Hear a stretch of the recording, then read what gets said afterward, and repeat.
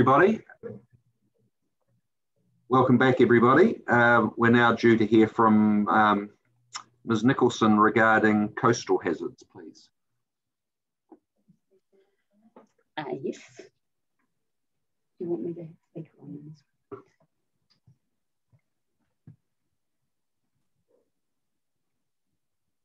Just reading out there.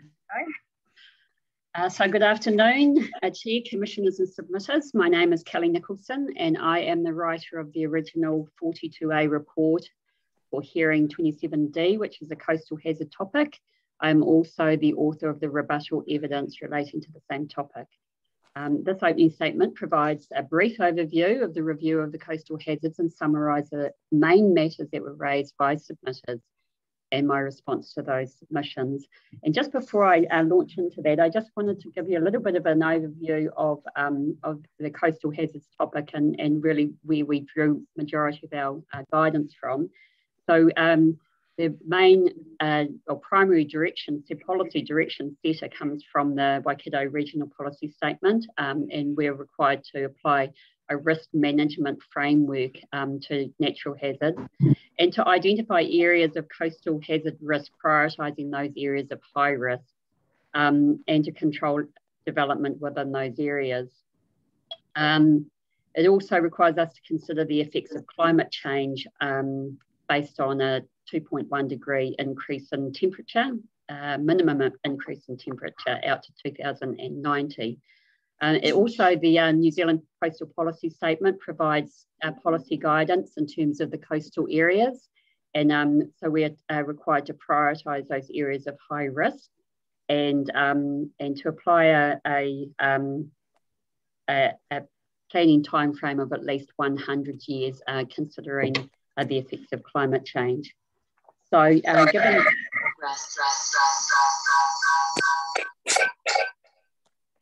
Oh dear, that didn't sound good, did it? Okay, so... I think whoever's come might have had their sound on, which is now off, so let's see how we go. All right, so we did a coastal hazard assessment and mapping as part of the review. So the coastal hazard assessment was carried out by Bronwyn Gibbard and Jim Darm, combined were from Focused Resource Management Group, and as part of the review of natural hazards and climate change. The coastal hazard assessment was confined to the western coastline of the district and focused on defining areas potentially vulnerable to coastal erosion and coastal flooding. Mrs. Gibbard is in attendance in the hearing and she will speak to you shortly. The assessment resulted in the identification of areas that are currently at significant risk of coastal flooding or erosion with existing coastal processes and sea level.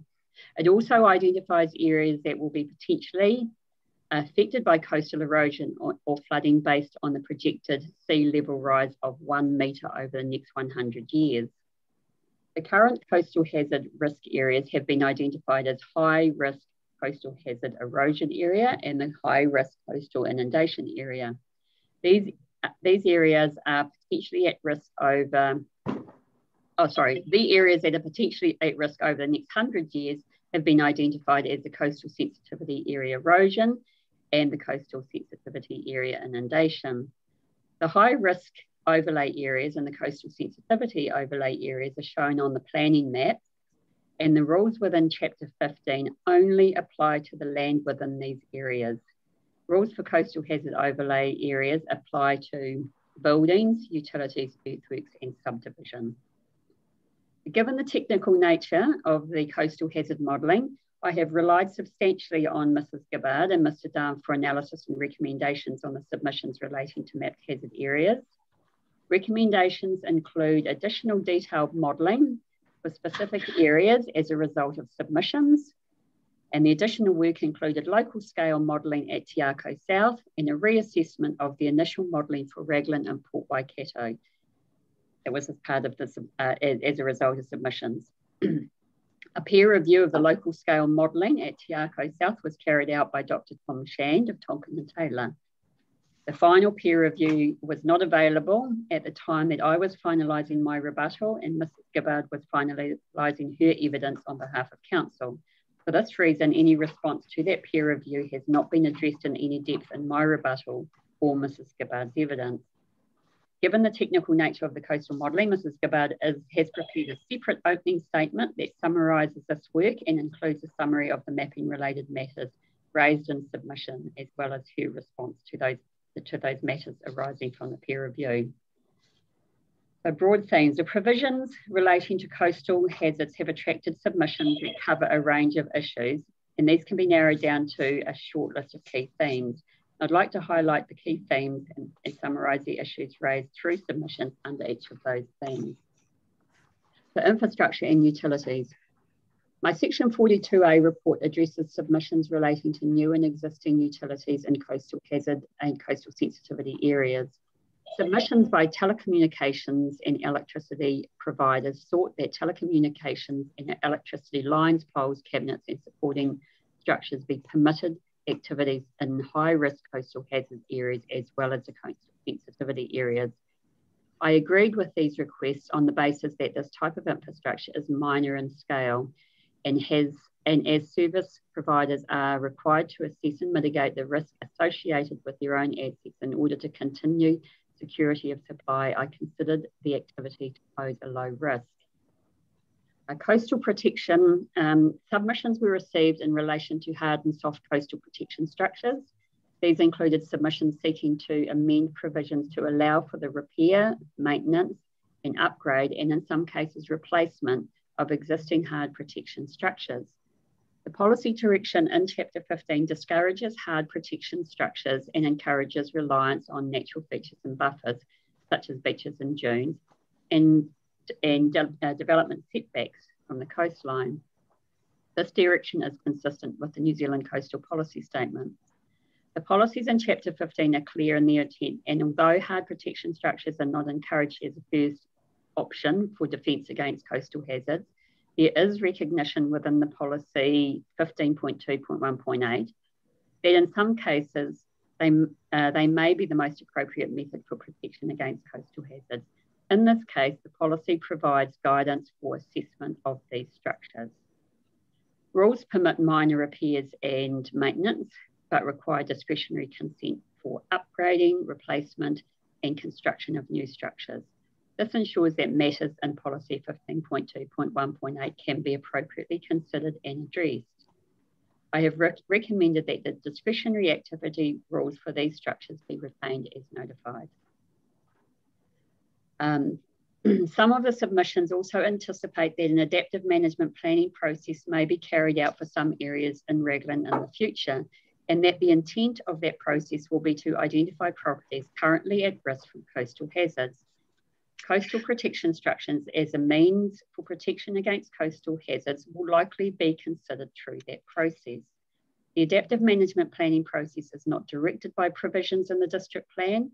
However, the outcomes of an approved adaptive management plan or strategy may assist with future land use planning through resource consents or plan changes. Policy 15.2.1.8 allows for the content of an adaptive management strategy to be taken into consideration when assessing proposals for hard protection structures. Policies 15.2.1.7 and 15.2.1.9 refer to the importance of natural features and buffers as soft protection against natural hazards and the need to maintain, protect and where appropriate, enhance these features. These include but are not limited to features such as beaches and coastal dune systems. The Waikato Regional Council has sought specific rules to enable beach nourishment and dune stabilisation as a controlled activity. I agree that the proposed district plan does not sufficiently provide for these activities. In the absence of specific rules, these activities would likely fall under the earthworks provisions, where there would be insufficient matters to address any potential adverse effects. I'm not familiar with the full range of effects associated with such activities or whether controlled activity rules are the best mechanism for addressing the effects. As such, I have recommended that the submission be rejected for now.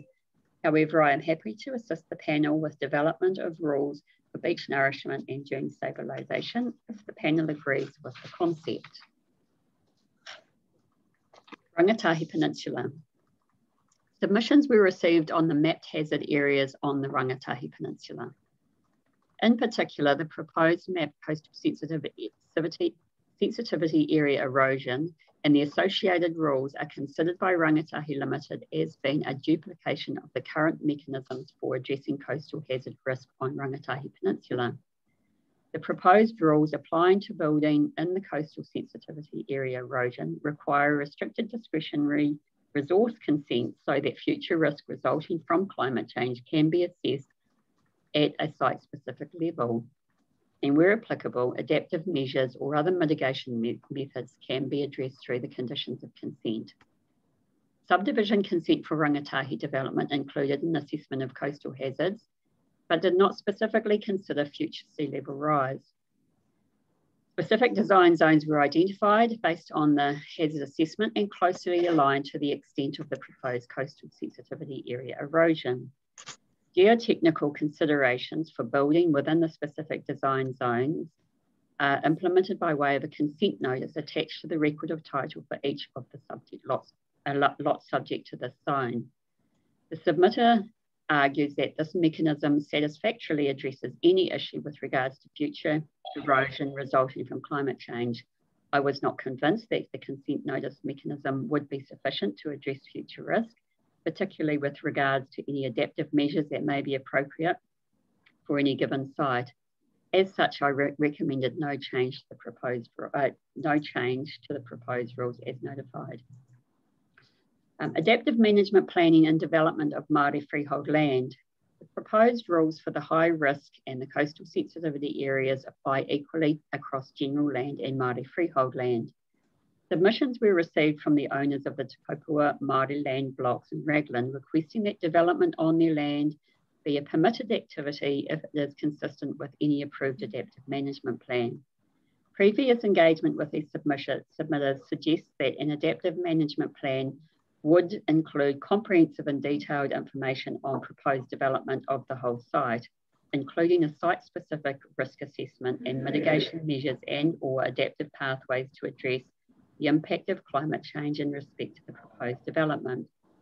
These submitters highlighted the unique nature of Māori freehold land and the enduring relationship that tangata whenua have with their land as ownership spans many generations. In my Section 42A report, I agree that there may be a special case with regard to how natural hazard risks and the effects of climate change can be managed on Māori freehold land. However, I did not recommend any changes to the notified rules in respect of the issue, as there was insufficient detail in the submission to fully consider how this mechanism would work in practice. I am not aware of any district plan precedents for this.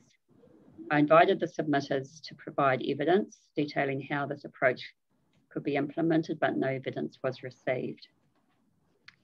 Now that's the end of my opening statement, but before taking questions, I just wonder whether it would be worth having Bronwyn Gibbard present her opening statement.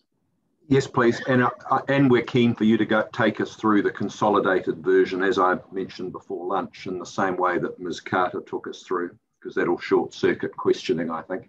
Okay. No, but let's hear from Ms. Gibbard first, please. Hello everyone, good afternoon. Yes, I'm Bronwyn Gibbard. I'm the co-author of the district-wide coastal hazard assessment and the associated maps. This study commenced in 2017 and it included an analysis of the available published and unpublished information, and as well as a whole lot of field investigations and 3 rounds of public consultation in Raglan and Port Waikato. The Coastal Hazard Assessment Report was also peer-reviewed by Dr. Tom Shand from Tonkin and Taylor.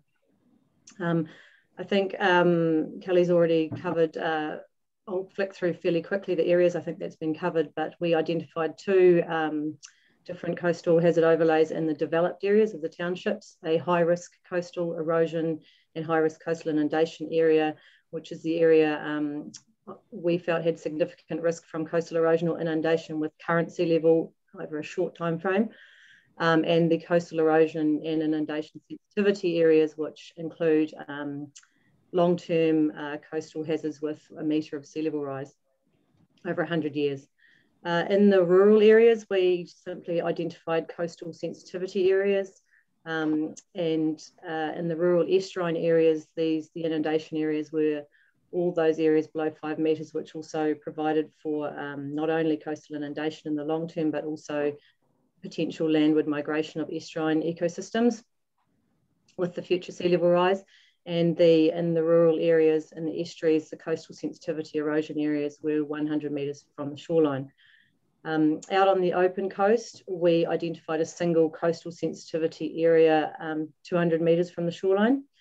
And this has been refined somewhat by some broad scale or local scale studies at Port Waikato, Raglan and Aotea harbour entrances and at Whale Bay and in the surrounding area around Whale Bay. This one sensitivity area covers erosion and inundation hazard together. Our coastal hazard assessment outlines other criteria that could be used to define and map the rural coastal sensitivity areas based on the geology of the shoreline, but detailed implementation of those criteria as local scale mapping was outside of the scope of this assessment. So that's why we have the generic 100 and 200 metre wide sensitivity areas in the rural zones. It's important here to note that the coastal sensitivity area identifies the area of coastline that might be affected over the next 100 years, which is the minimum planning period the council is required to consider. And this is so that appropriate attention can be given to the management of coastal erosion or coastal inundation when considering future development. These areas are generally precautionary, and there is, as discussed by earlier speakers, considerable uncertainty when given these long time frames and the unknowns around climate change and sea level rise. And this is for this reason that we haven't referred to them as coastal hazard areas, but they're coastal sensitivity areas.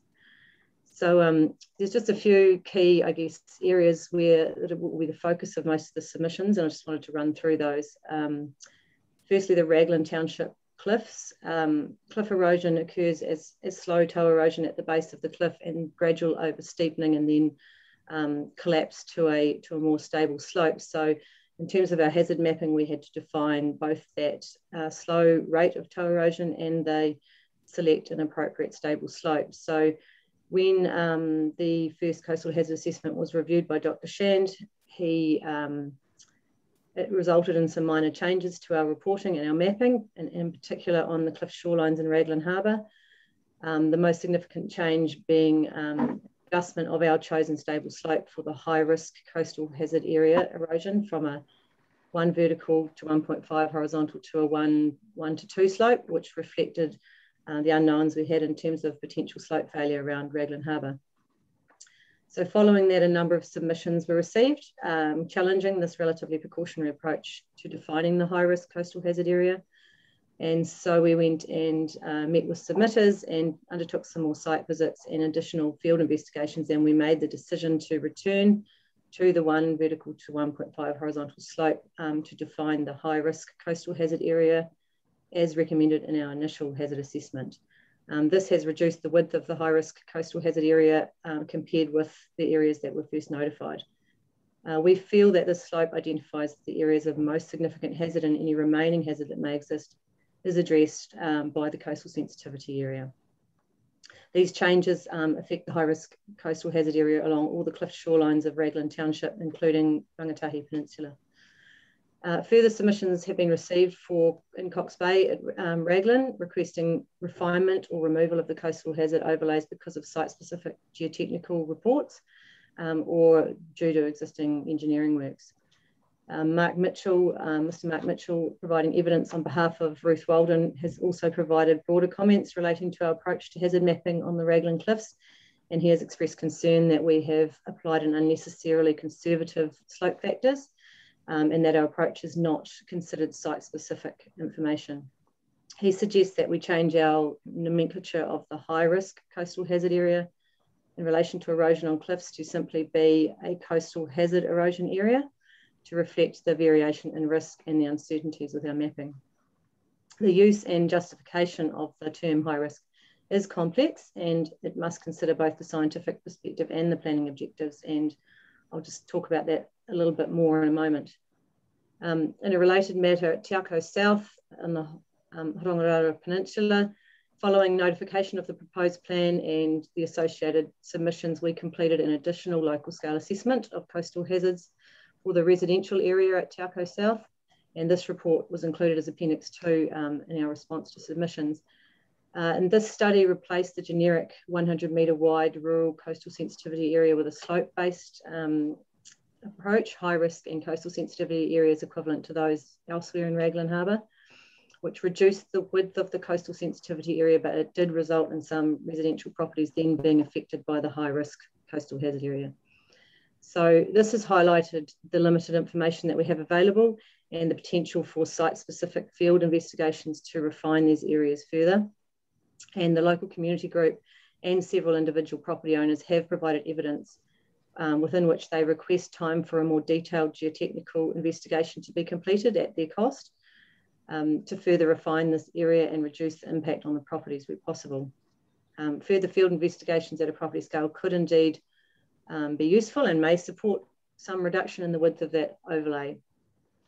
The Tauco Coastal Assessment has also recently been peer reviewed by Dr. Tom Shand, and preliminary comments from this review are discussed in more detail in my evidence, but he has provided a constructive peer review and noted that we made a robust local scale assessment based on generally good practice for this type of shoreline. He has suggested, though, one potential adjustment to our methodology for parts of the eastern facing shore adjacent to Tui and Tendi Ryan Road, which may refine the high risk coastal hazard area, though preliminary analysis suggests that the changes will be quite small. This is an area where hazard mapping has been really challenging, and the hazard and sensitivity areas are particularly wide due to the steep elevated topography. I've discussed this possible change with Dr. Shand and my co-author Jim Darm, and we agree that the proposed approach may be valid to define the hazard areas, but further field investigations would be necessary for us to apply it with confidence. So I can't present results of this change in methodology just as a desktop exercise. In terms of coastal inundation, the elevations that we use to define the high risk coastal hazard area inundation and coastal sensitivity area inundation are based on work that was completed by NIWA in 2015 for the Waikato Regional Council, and they are also supported by field measurements and observations and by historical data from local land owners and residents. The high risk coastal hazard area inundation has been defined as land below 3 metres, that's relative to the Motoriki vertical datum. This is higher than the 1% AEP calculated in the work by NIWA by Stevens in 2015 using joint probability analysis. And the reason for that is that it was a very short data record and we had limited confidence in the statistically calculated storm tide levels.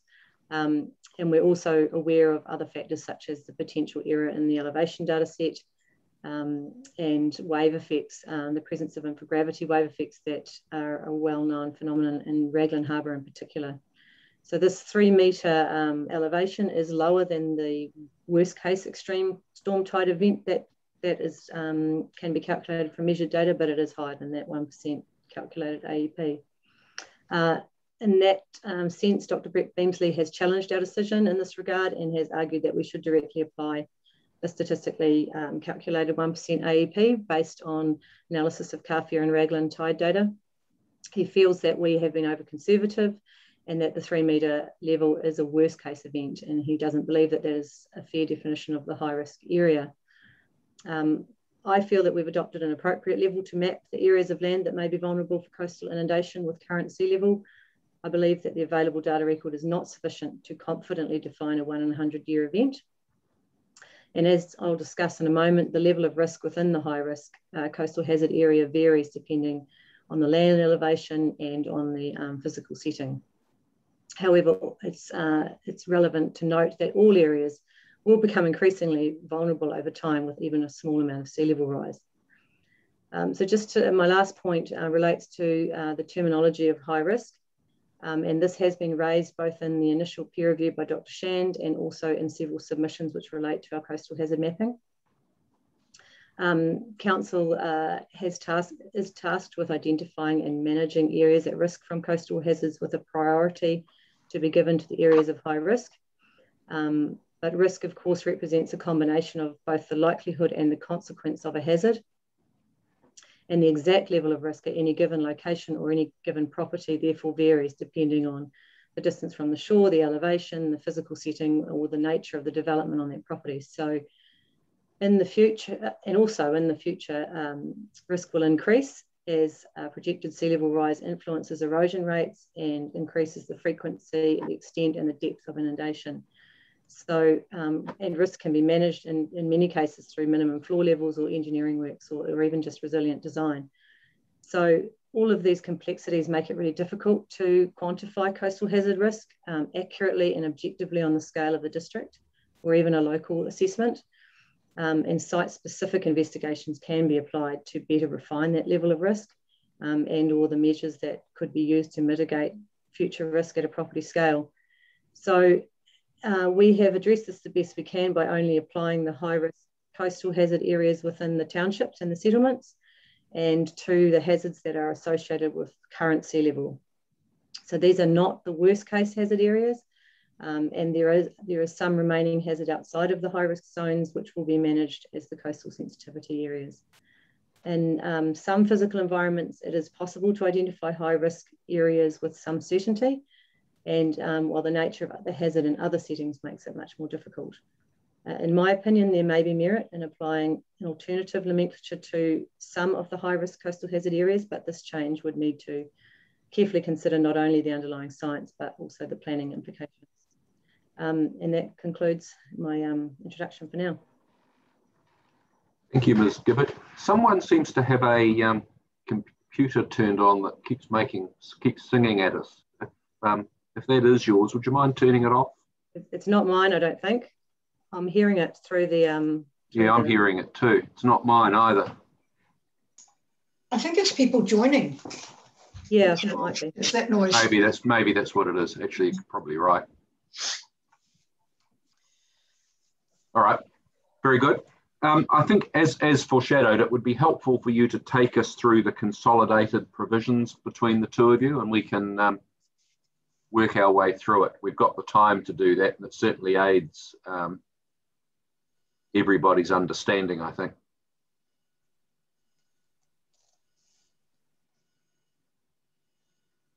I think you're still muted, Kelly.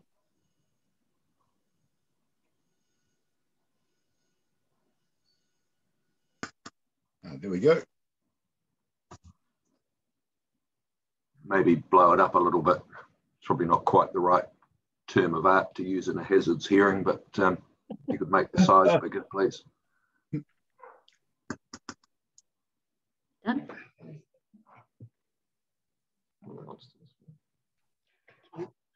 All right, so can everybody see the consolidated version on their screen?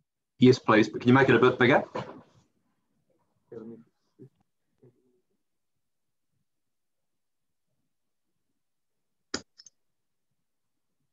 All right, we've got the audio sorted now. Can everybody see the consolidated version on the screen? Yes, but can you make it a bit bigger, please? Bigger. That's about right. That's good. Thank you. All right. So in terms of the coastal topic, there are a number of objectives and policies, but just I think probably it would be useful to go straight to the chapters which contain the rules or the sections that contain the rules and work through those first. Okay. The coastal sensitivity areas, we have proposed a change to consolidate the two coastal sensitivity area, erosion and inundation, into one section. So you'll notice that there was a huge amount of duplication within the rules. So that starts with chapter 15.7a. Okay, thank you.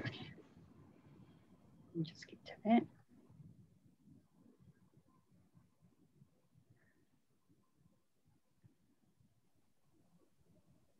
Okay.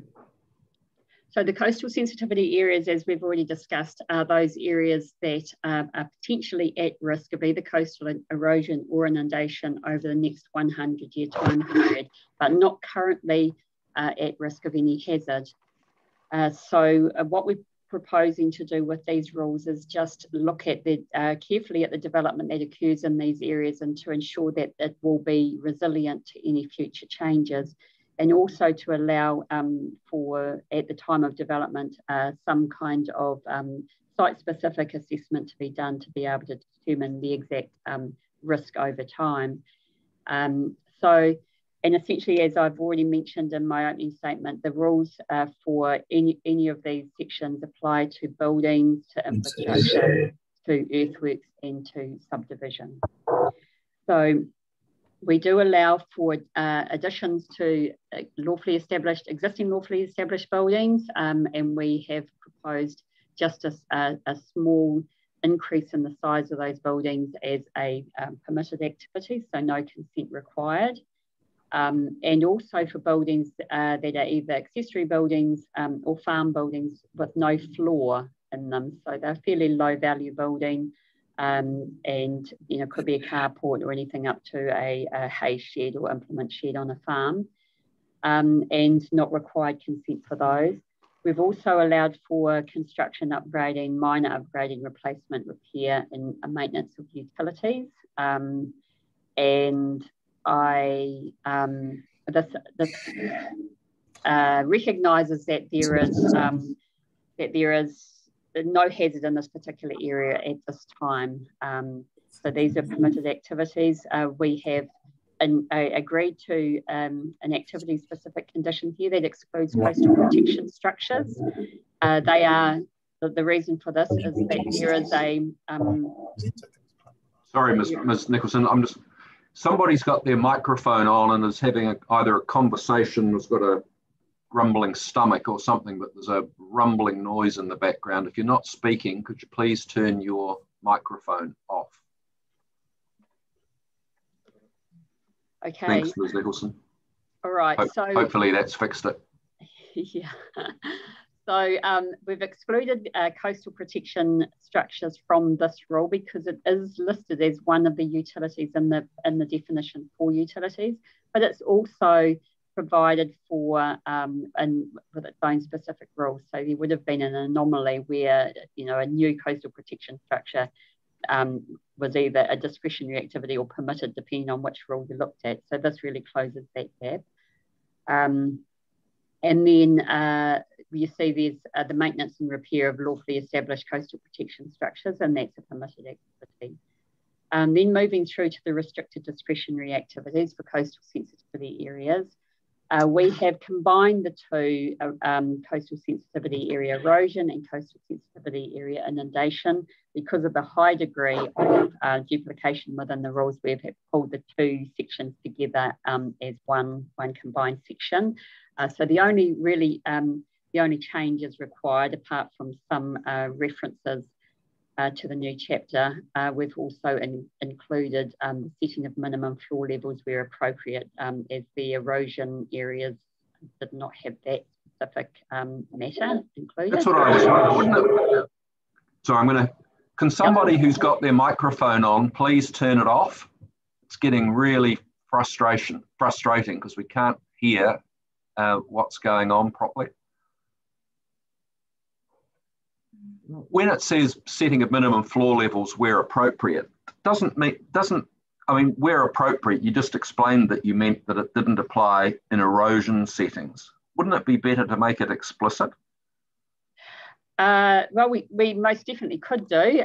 So this has just been, as the two sections have been combined, this has been what's pulled through just. Oh, no, I understand the point, but It's not going to be appropriate in an erosion setting at all, is it?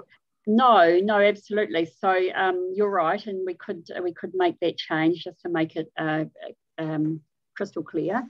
Okay, that it's only in the inundation areas. Okay, so just moving on from that, also an activity-specific condition. So any mitigation measures to reduce risk in the coastal inundation areas, whether there's any suitable alternative location for activities to locate within the site. So these like I say, these have just resulted from the combination of the two chapters, putting them together. Then moving on, we've accepted, and you see in the blue text here, this is the changes that I've made through the rebuttal. So after the evidence was received from this particular submitter or submitters, I've made these changes just to distinguish the difference between the two. So there was two submitters that had requested that any subdivision within a coastal sensitivity area be a restricted discretionary activity rather than full discretionary.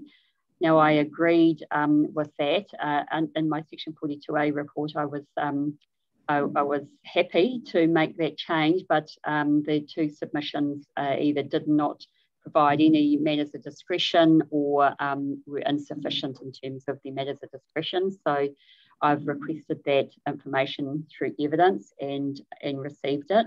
And so I've gone through to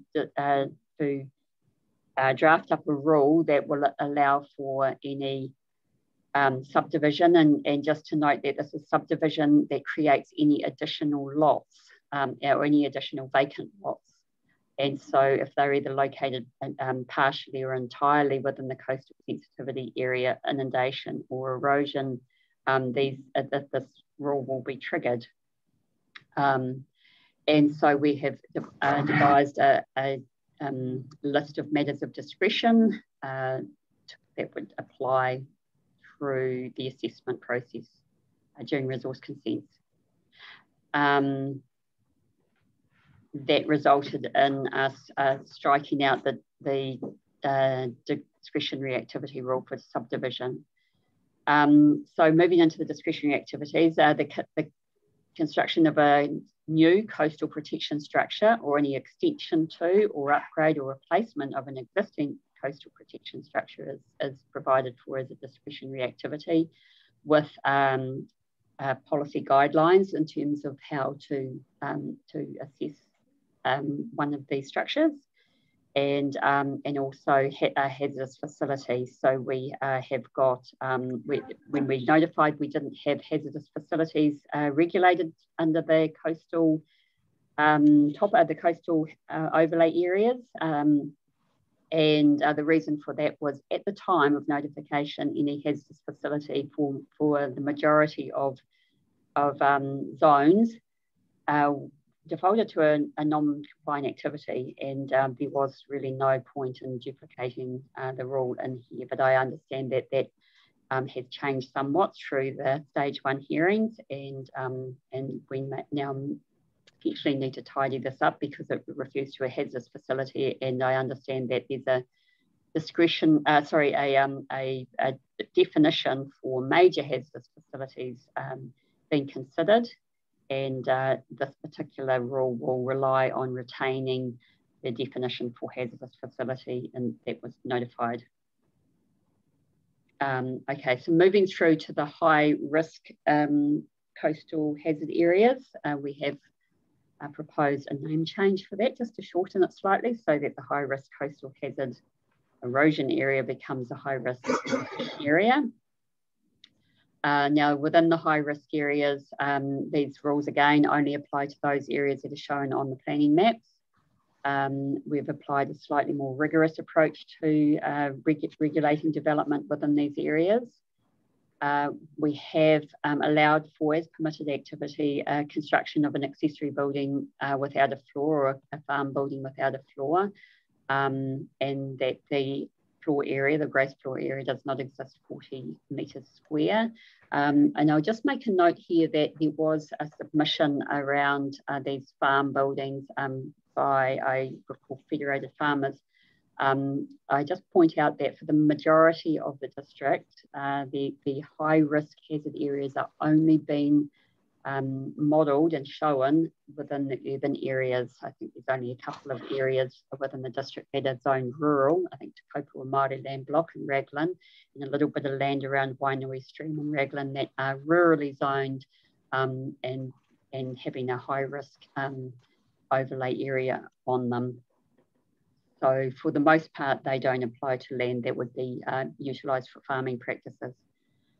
So we have. Can I just interrupt you there for a second? I might have confused myself, but in this high risk area, you can build a 40 square metre accessory building or a farm building up to 40 square metres, but a 15 square metre extension in the general coastal hazard area is RD, isn't it? Yes, so I think if we just flick back to those coastal sensitivity area rules, what it does do is allow for, sorry about this rolling up and down on the screen. No, it's okay. It just allows for an extension to an existing building. So it's just an addition to an existing building up to 15 square metres. But anything above that, if it's not a farm or accessory building, then it would become a restricted structure. So you're satisfied that they are internally consistent? Yes. Okay. So moving slowly. Hope we haven't got any epileptics amongst us. We'll be too fast or too slow. All right, so then moving through to P2 of the high risk, and hang on, just let me remind myself. We are in the high risk erosion area. We're allowing, as a permitted activity, the repair, maintenance and minor upgrade of existing utilities. So these are utilities as defined in Tip 15, and which, as Ms. Carter had already explained, they're just a subset of the broader definition of infrastructure. And our clause 2 in P2 allows for the construction, operation, replacement or upgrading of any telecommunications lines, poles, cabinets and supporting poles and supporting masts and poles supporting antennas. And also just further down, electricity lines, poles. So as you can see, it's essentially the same. What we've done is both of these matters have come through submissions as well as evidence, and we have considered that this type of infrastructure is of minor scale, and that it would be that the infrastructure providers do undergo their own risk assessments in order to continue security of supply. In some cases, they need to be located in those areas in order to serve the customers. So we have supported the inclusion of those structures. All other utilities would be confined to just repair, maintenance or minor upgrading. And once again, these we've just ensured that those particular utilities don't involve coastal protection structures for the same reasons as I described earlier. There's a rule here for the maintenance or repair of existing lawfully established coastal protection structures. And also earthworks. We've confined earthworks in these areas. As you can imagine, they're fairly vulnerable areas of the coastline. So there is a restriction on the maximum volume of filling, that it doesn't exceed 10 cubic metres per site, and a maximum depth of excavation or filling that does not exceed 0.5 metre below ground level. Can I just ask you, in terms of, if you just wouldn't mind going back up where you've got that exemption in, I think it's P2 for coastal protection structures. Maybe it's P1, that one. P2, yes. Is that just to clarify that P3 applies instead, or is there something more nuanced in having those words there? Okay, so P3 is a permitted activity anyway, yes. But when you get to the discretionary activity rule, I guess what I'm confused about is there's an inference in P2 that coastal protection structures are not permitted, even though they are to a degree in P3 or 4 that follows.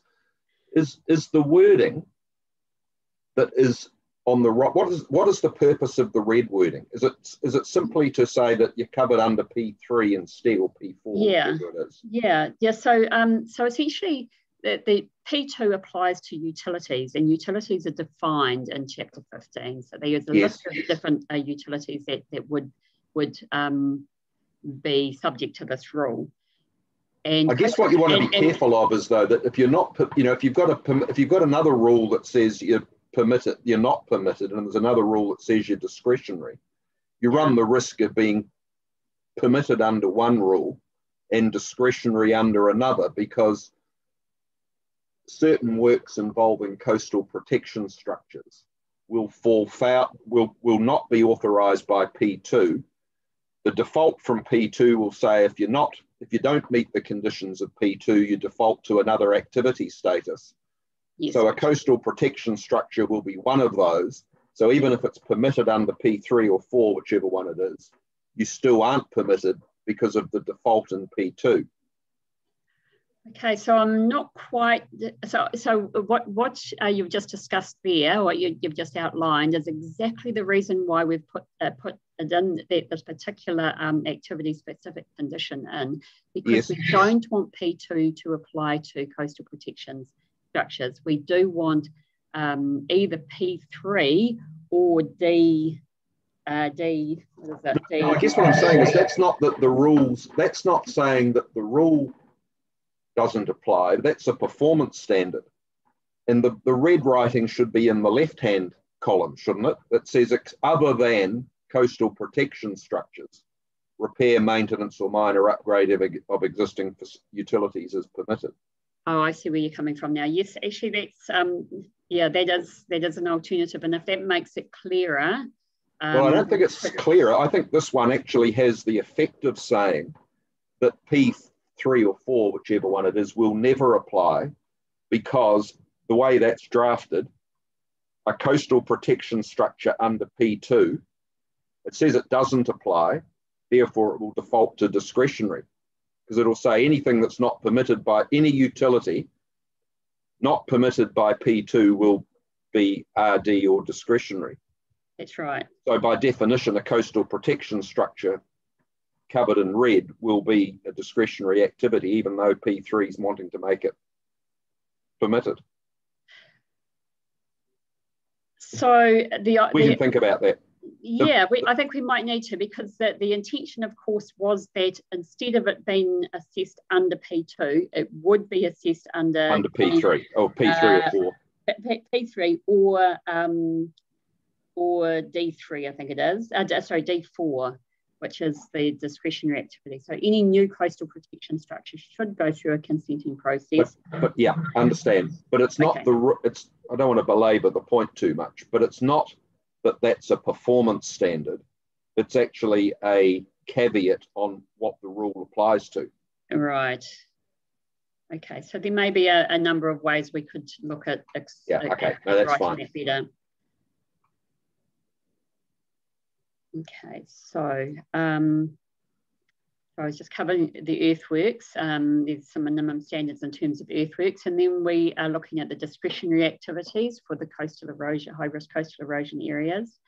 So any earthworks that aren't provided for as a permitted activity become discretionary. We also have a number of rules here, which I'll just try to work our way through. Mm-hmm. The relocation of an existing building within the same site where the building is relocated landward of its existing position. And then the replacement of an existing building within the same site where the replacement building is located landward of the existing building that it replaces. And the replacement building is relocated, is relocatable. And the gross floor area of the replacement building is no larger than the existing building that it replaces. So there was a specific situation in mind when we did draft up these rules. It was really considering the erosion risk that's occurring as we speak along Sunset Beach at Port Waikato. There has been quite a high degree of erosion, which has resulted in two houses already been, or two buildings, should I say, already been from their properties. Some of the property owners are looking at the potential future relocation or demolition of their houses, and looking to maybe still be able to utilise a portion of their property that isn't currently at risk. And so what we wanted to do was allow a consenting pathway to allow for buildings that would otherwise be a non-compliant activity in a high-risk erosion area to be a discretionary if they were relocating an existing building within the same site, and so long as they're pulling it back from the coast, or replacing an existing building within the same site. So one is picking the existing one up and moving back, and the other one is a full replacement of an existing building within the same site, so long as it's landward of the existing position and it's relocatable, so that should erosion continue, especially at the rate that it's going, and at some point in the future that building needs to be able to be picked up and moved, it can be done reasonably easily. As opposed to a building that's on a concrete foundation. And then we also have, this is where the coastal construction of new coastal protection structures or existing extension, a construction of a new coastal protection structure or any extension to upgrade or replacement of an existing coastal protection structure. Construction of new utilities that are not provided for under the P2. Upgrading of existing utilities not provided for under P2, and then subdivision, which creates one or more additional vacant lots. And you can see clause A was removed because it literally doesn't apply if the additional vacant lots are located entirely outside of the high-risk coastal erosion area, then the rule, it never triggers the rule. And then the rest of it is just around the name changes. And all any of the subdivision doesn't apply to subdivision for utility allotments. I'm missing a bit here, access allotments and reserve allotments. And once again, we included the hazardous facility as a discretionary activity. Onto non-compliant activities. So this is the construction of any new buildings or additions to existing buildings that are not provided for in either as a permitted activity or under any of the discretionary activity rules. And subdivision to create one or more additional lots that does not comply with rule 15.9.2 to D7. And also, once again, the subdivision doesn't apply to utility allotments, access allotments in subdivision to create reserve allotments. And also as a non-compliant activity is emergency service facilities and hospitals, so within the high-risk erosion areas. And then on to the inundation areas, high-risk inundation areas, and I will apologise, there is quite a bit of duplication in the set of rules as well.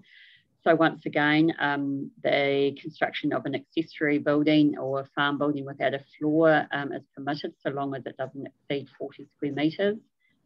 Once again, the repair, maintenance and minor upgrading of existing utilities is permitted, and as well as the construction, operation, replacement or upgrade of telecommunications lines, poles, cabinets, masts and pole supporting antennas, and new electricity lines, poles, cabinets, masts and pole supporting antennas. The maintenance and repair of existing lawfully established coastal protection structures, and earthworks, once again, same maximum volumes and depth as applies as with the erosion, high-risk erosion area. Then through to discretionary activities, earthworks that are not provided as a permitted activity become discretionary. Once again, the replacement and relocation of existing building within the same site where there is no increase in the ground floor area of the building. In which case, this one, we haven't required that the building needs to be landward of the existing building. It really depends with inundation. It can not necessarily be only on the seaward side of the building. Construction of a new coastal protection structure or any extension to or upgrade or replacement of an existing coastal protection structure. construction of new utilities not provided for as a permitted activity, and likewise upgrading of existing utilities not provided for as a permitted activity. Then subdivision, same again, of one or more additional vacant lots where the additional lots are partially within the high risk coastal inundation area, and each additional lot contains a net site area capable of containing a compliant building platform entirely outside the high risk area. And a construction of a new building or additions to an existing building not provided for in the permitted activity or discretionary activity rules, and a hazardous facility. In the non-compliant activity rules include subdivision to create one or more additional lots that does not comply with a discretionary activity. And in other words, the additional lots are within the high risk inundation areas, and they cannot provide a compliant building platform outside of those areas. And then we've got emergency services facilities and hospitals. And I'll just pop back to, you can see there's NC1 has been struck out, and we have a new rule, a discretionary activity rule, and I just wouldn't mind speaking to that for a moment. So the construction of a new building or additions to an existing building are not provided for as a permitted or discretionary activity was, in the notified version, a non-compliant activity.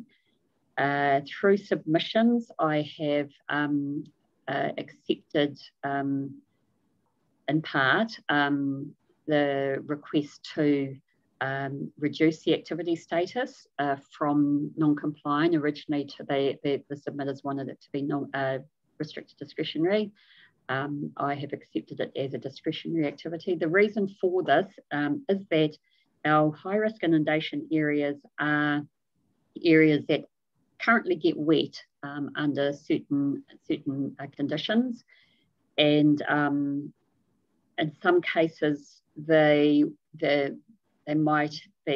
property might be submerged in water, but not to any great depth and with no a great degree of velocity. And I'm thinking particularly in terms of Port Waikato, which has quite an extensive area of high risk inundation, but that in some, the further from the coast or the river, the lower the velocity and potentially the lower the depth of that water. So what I've done is I've created this rule as a discretionary activity rule. It still provides a less stringent consenting pathway. It recognises that there are ways that through building design and minimum floor levels that you could mitigate the risk. It also recognises that that these high risk inundation areas will increase in depth as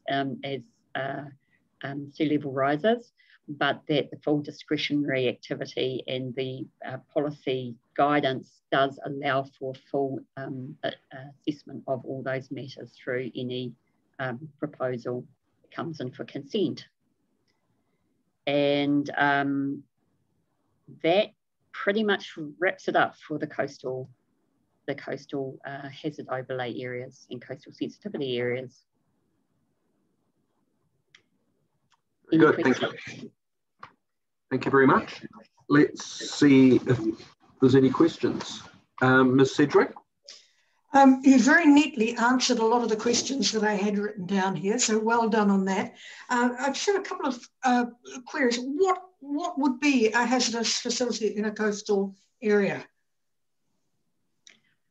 What would be an example of that? So under the current definition for and I have got the definitions here just in front of me somewhere. So a hazardous facility, so it's based really on the definition that was notified under stage 1. And I am just struggling with my alphabet here, one moment.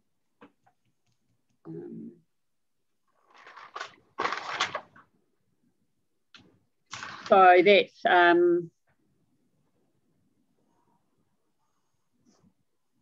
facility.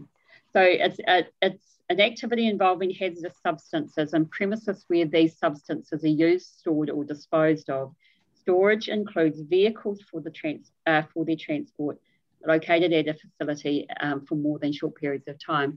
Now, that could be anything from a garage, for example, that stores fuel for any a facility that might contain any substance that is defined as a hazardous substance. And so that's the storage of such items that we're more concerned about. Yes, pardon me. I understand that. It just seems an oddity to me that you would think of doing it. Just another point, what's the quantum of properties involved in this whole sphere that we're talking about of high risk or coastal hazard, high risk coastal and inundation areas? Sorry, lose my voice. So what probably would be quite useful is if we bring up a map, and I'm not sure whether Bronwyn has got any on hand that she might be able to show you, but for just as a heads up, the high risk areas were only identified where the detailed mapping was done. So they're only identified in the urban areas of Raglan, Port Waikato, Tauco South, and out at Whale Bay. So they're quite confined areas, and what you will find, if you can see them on the map, that they are really located quite close to the coastal edge. So if Bronwyn can... And then the inundation is more likely to affect a larger number of properties. Is that the way of reading the maps? Yeah, generally speaking, I mean, you'll find that also where the high risk inundation areas are, there's generally, and I am just saying generally here, not a lot of development because they are subject to inundation at the moment. In saying that, there are a few properties around the coastal margins that do or are subject to inundation during those high hazard events. So I will stop sharing my screen. Would you like me to hear show yes, some please. That would be good. See if I can do that. Just a moment. That's that one there. Right, are you seeing a map? Yes. Yes. So that map there is Raglan, Cox Bay. Yep, there's the wharf at the top. Those lines there at the moment are the proposed high risk and proposed coastal sensitivity erosion areas. If I just probably should change the high risk.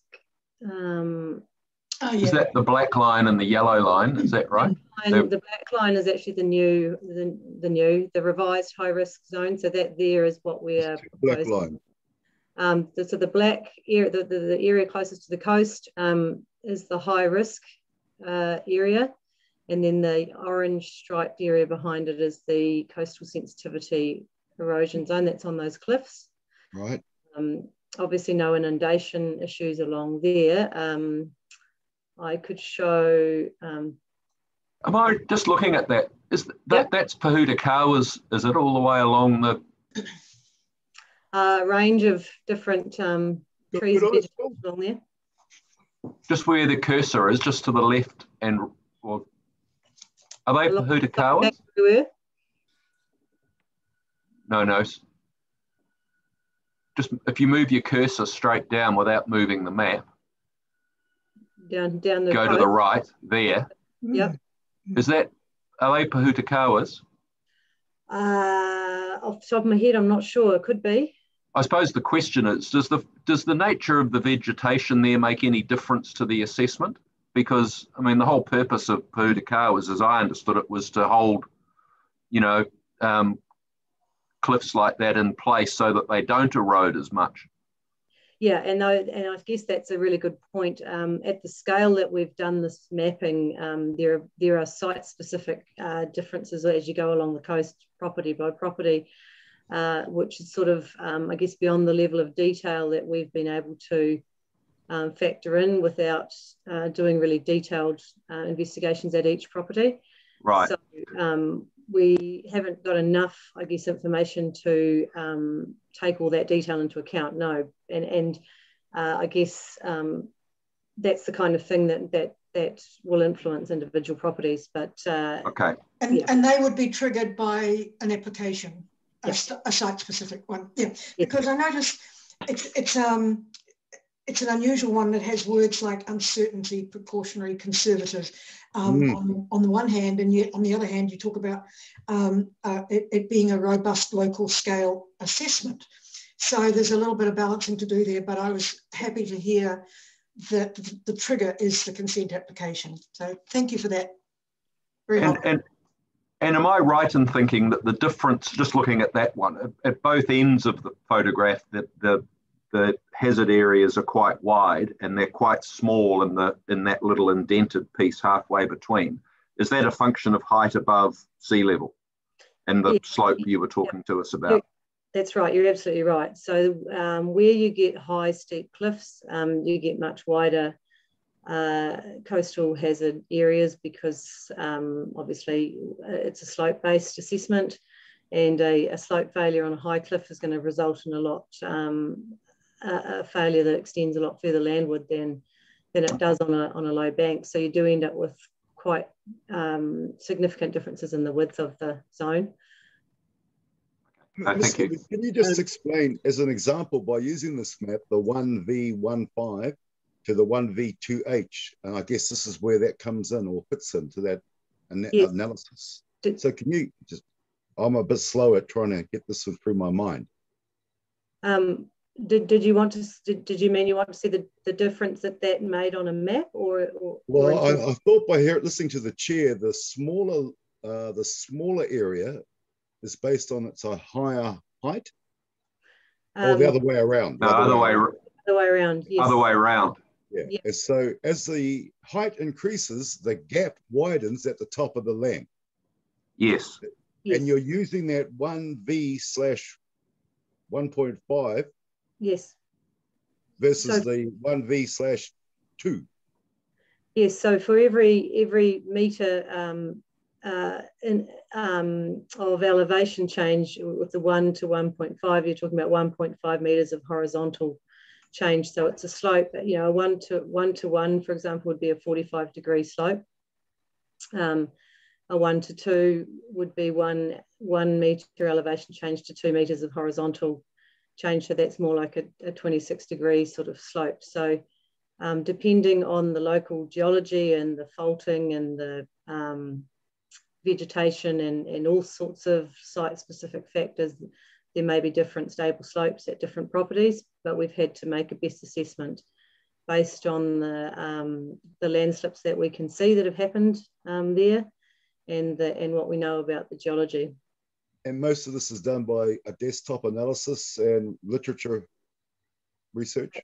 Using the elevation data from the LiDAR information that's available, but also we've mostly chosen that slope partly on that and also on field investigations. So we've been out onto properties and looked at landslips that have occurred and at the slopes that those landslips are failing to, and on the typical slopes that you see out there. So it's a mixture of field investigations, but we haven't done detailed drilling or detailed site-specific sort of analysis of faulting and angles of bedding and that sort of thing.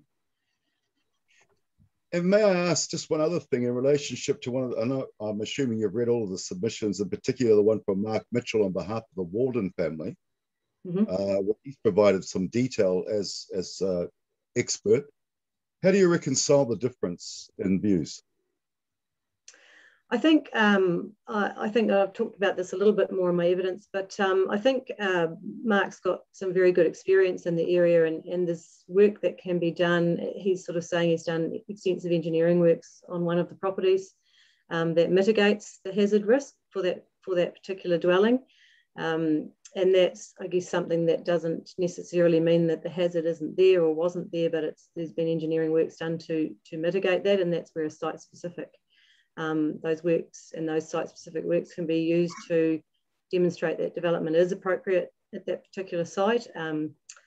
He's also talked about slopes. I mean, I think he's looking from a site-specific perspective, if you can quantify exactly how deep the overlying weathered soils are and exactly the height and nature of the rock, which changes along this coastline. If you can calculate that on a site-specific basis, you can absolutely refine these hazard areas more. Right. Yeah. Okay, no, thank you for that. Gibbard, your map shows two areas, the high risk plus the coastal sensitive area. I thought the coastal sensitive area was mainly in the rural areas. The coastal sensitivity area has been applied everywhere, but there is only a coastal sensitivity area in the rural areas. So we haven't defined a high risk coastal hazard area in the rural zone because, one, we don't really have enough information, and risk is about consequence as well as likelihood. So we have undeveloped rural land. We felt that the consequence of some erosion there wasn't quite as high as it would be in a developed area where you've got residential development and the expectation of residential use of a property. So I guess the consequence side of the risk equation is lower. So we haven't defined a high risk zone as a rule in the rural. Yeah, but are you saying that the coastal sensitive area applies right both in the urban areas and the rural areas?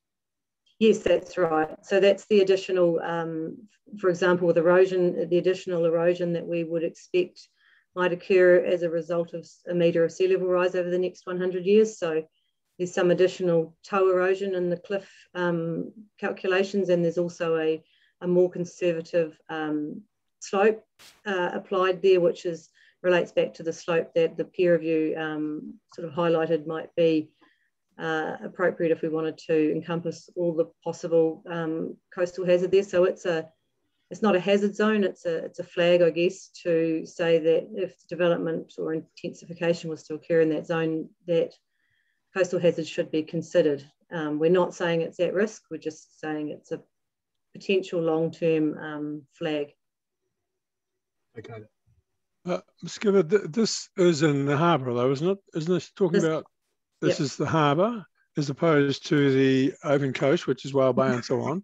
Mm-hmm. So this is just you're not expecting this to be storm damage as much as just erosion over time with climate change, high levels. Is that right? That's right. Yeah, just very slow toe erosion. We're looking at only maybe a couple of metres a century at the moment on these cliffs. Very, very slow, and we've increased that slightly to provide for the fact that the water level is expected to rise and impact on these cliffs more and over a bigger proportion of the tide, and just increase the rate of erosion. But most of these areas relate to slope failure rather than any significant major toe erosion. We're not expecting these cliffs to erode at any great rate, not for the cliff areas. So just looking at that and the number of houses that are affected by this, if I was in one of these sort of houses, I'd feel reasonably secure for a hell of a long time, wouldn't I? Or could do. Well, I guess that's a site-specific, issue. Is some of these houses are very, very close to the top of recent slips, and some are probably, depending on the geology underneath them and the exact position, they probably are relatively safe, and that's why I guess there is that challenge, as I noted before, in calling something high risk, because there are unknowns in there, and there is a variety of risk within that zone. So some parts of that high risk zone are definitely high risk, and some are probably a more moderate risk. Okay, thank you. So can I just follow that up a little bit further, and let's just consider the high risk area, and let's say there was a vacant lot there and it didn't involve significant trees or anything else. Am I right in thinking that under the current proposal that would be a non-complying activity? Kelly, under 15.9.3 NC1. I'll pass that probably to Ms. Nicholson. Yeah, no, who, but yeah, either of you. Sorry. Yeah. So yes, yes, that would be the case. So any new building in the high risk erosion area would require a non-compliant activity consent. And thank you. And perhaps back to the more technical end of things. If you look at the amount of information that you've had to come up with the maps that you have, how would that compare with what's done in other districts around New Zealand? And I mean, Auckland Unitary Plan perhaps springs to mind, where there's an awful lot of cliff top property on the East Coast. Yep. Is what you're doing based on a similar level of information to what they have?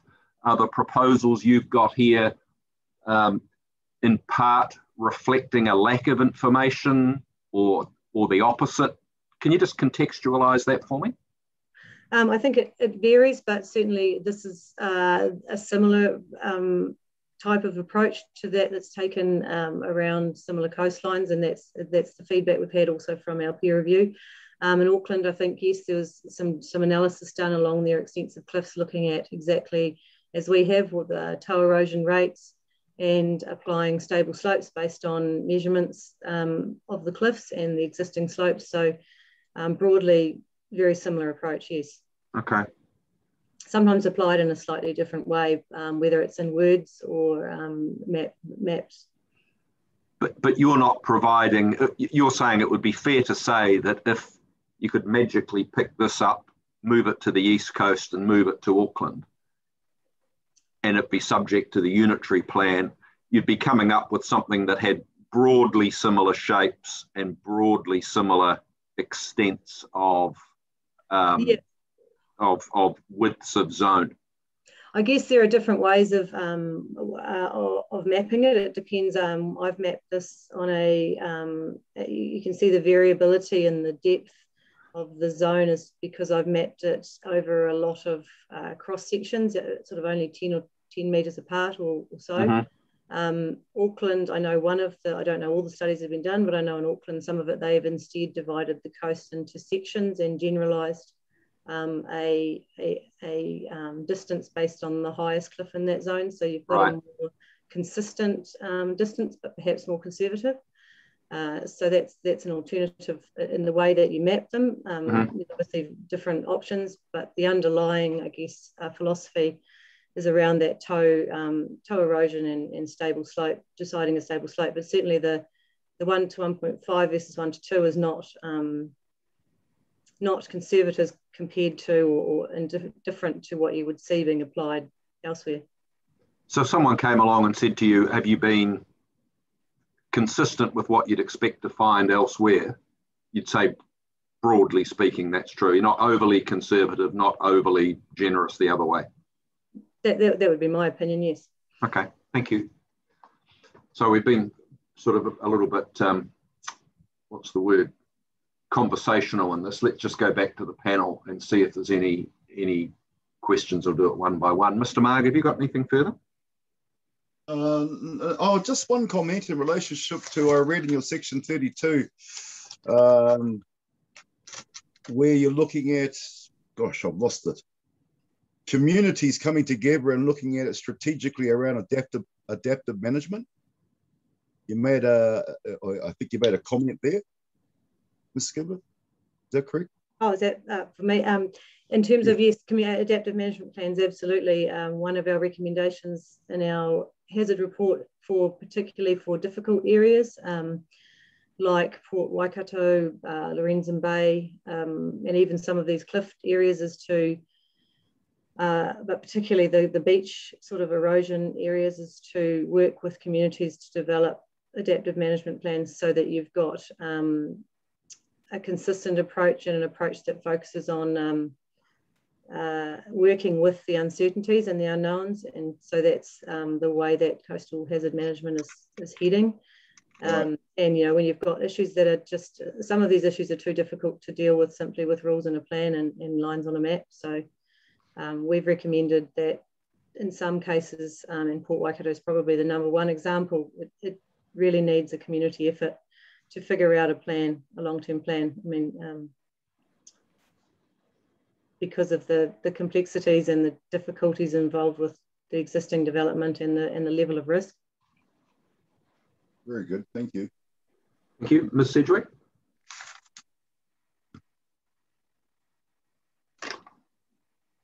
I have no questions, thank you. Mr. Fulton? Yeah, no, but just say thank you very much. I think this has been a very good presentation, and it's going to help us immensely when we get into tomorrow's work, I think. Thank you. Ms. Gibb? Yes, I'd just like to echo that. I think thinking about the submitters, there's going to be a variety of understanding, and I can see why a lot of the Raglan submitters have put some thoughts on paper for us to look at.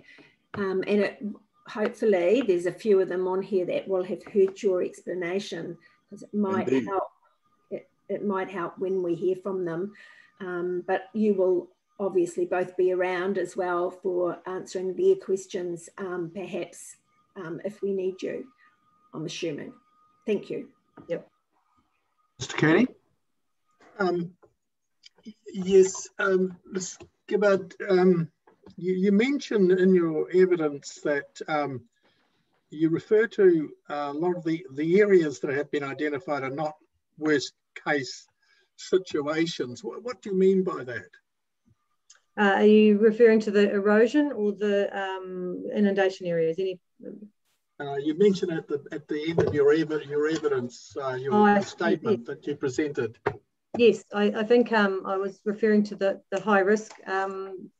The high risk areas are not the worst case in that they are not our sort of, for example, I guess the coastal sensitivity areas are probably a closer representation of a worst case scenario for the next 100 years. They're more conservatively defined, whereas the high risk is where, particularly in relation to coastal erosion, on the beaches, areas that we know are eroded with dynamic fluctuations or with current rates of erosion that we're fairly certain are at risk. So there's a higher level of certainty. There are additional areas with sea level rise and longer term. It's very hard for us to predict, particularly dynamic shorelines, how they're going to behave.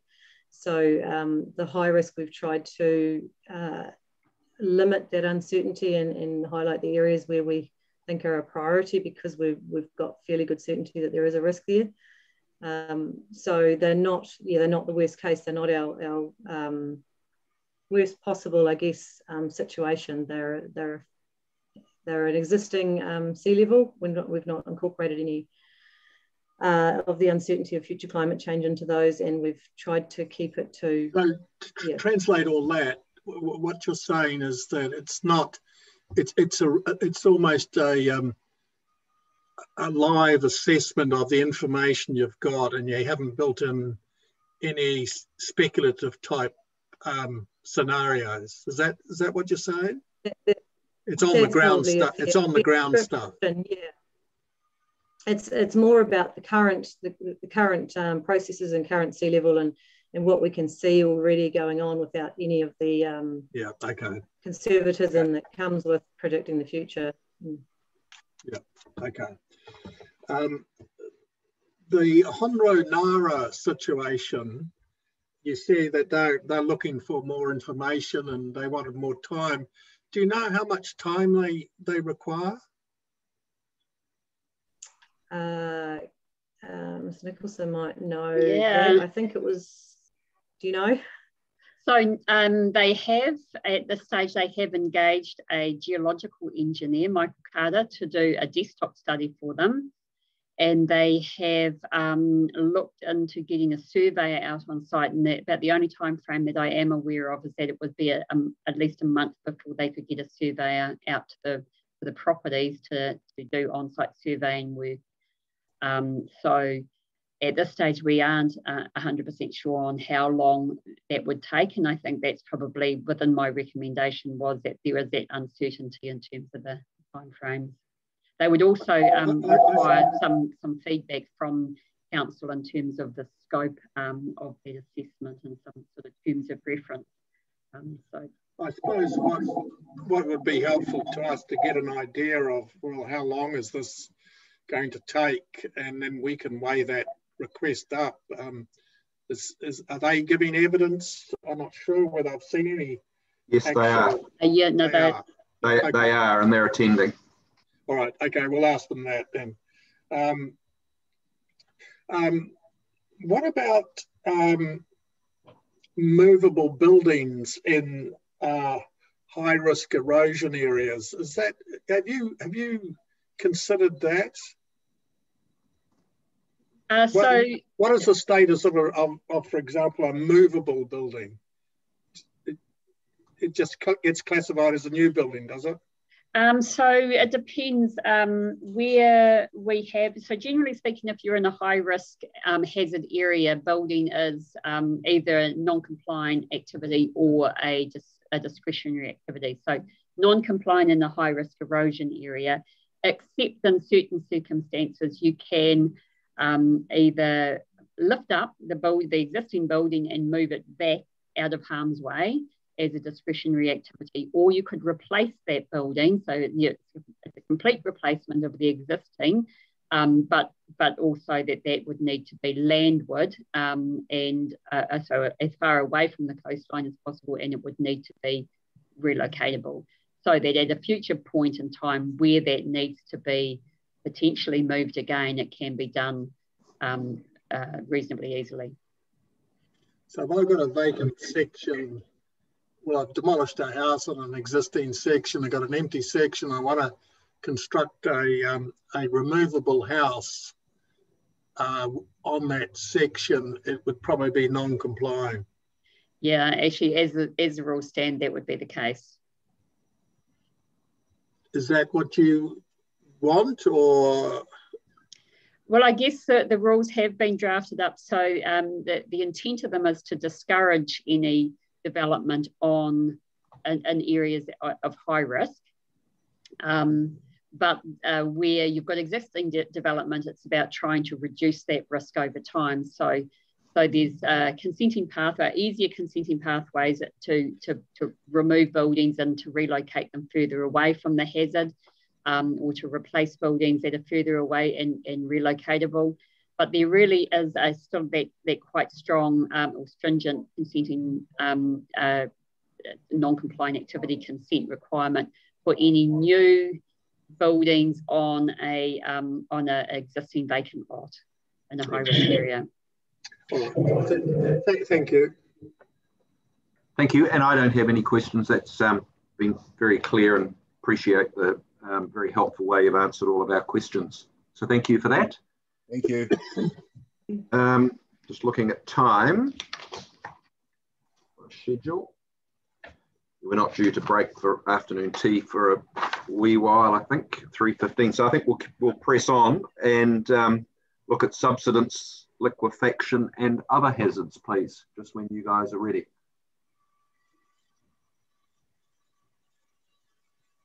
Thank you, Mr. Chairman. Hopefully everyone can hear me and see me okay. We certainly can, thank you. Thank you. I'm sure my colleagues, Mr. Johnson and Mr. Bird, will be have joined as well successfully, hopefully.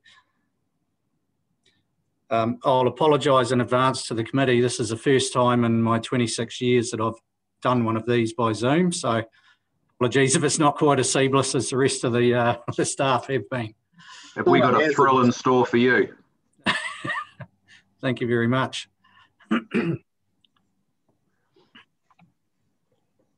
Just when you're ready, Mr. Eccles. So I thought, Sir, what I'd do is similar to the proceeding. If I share my screen, if I can manage to do that successfully. So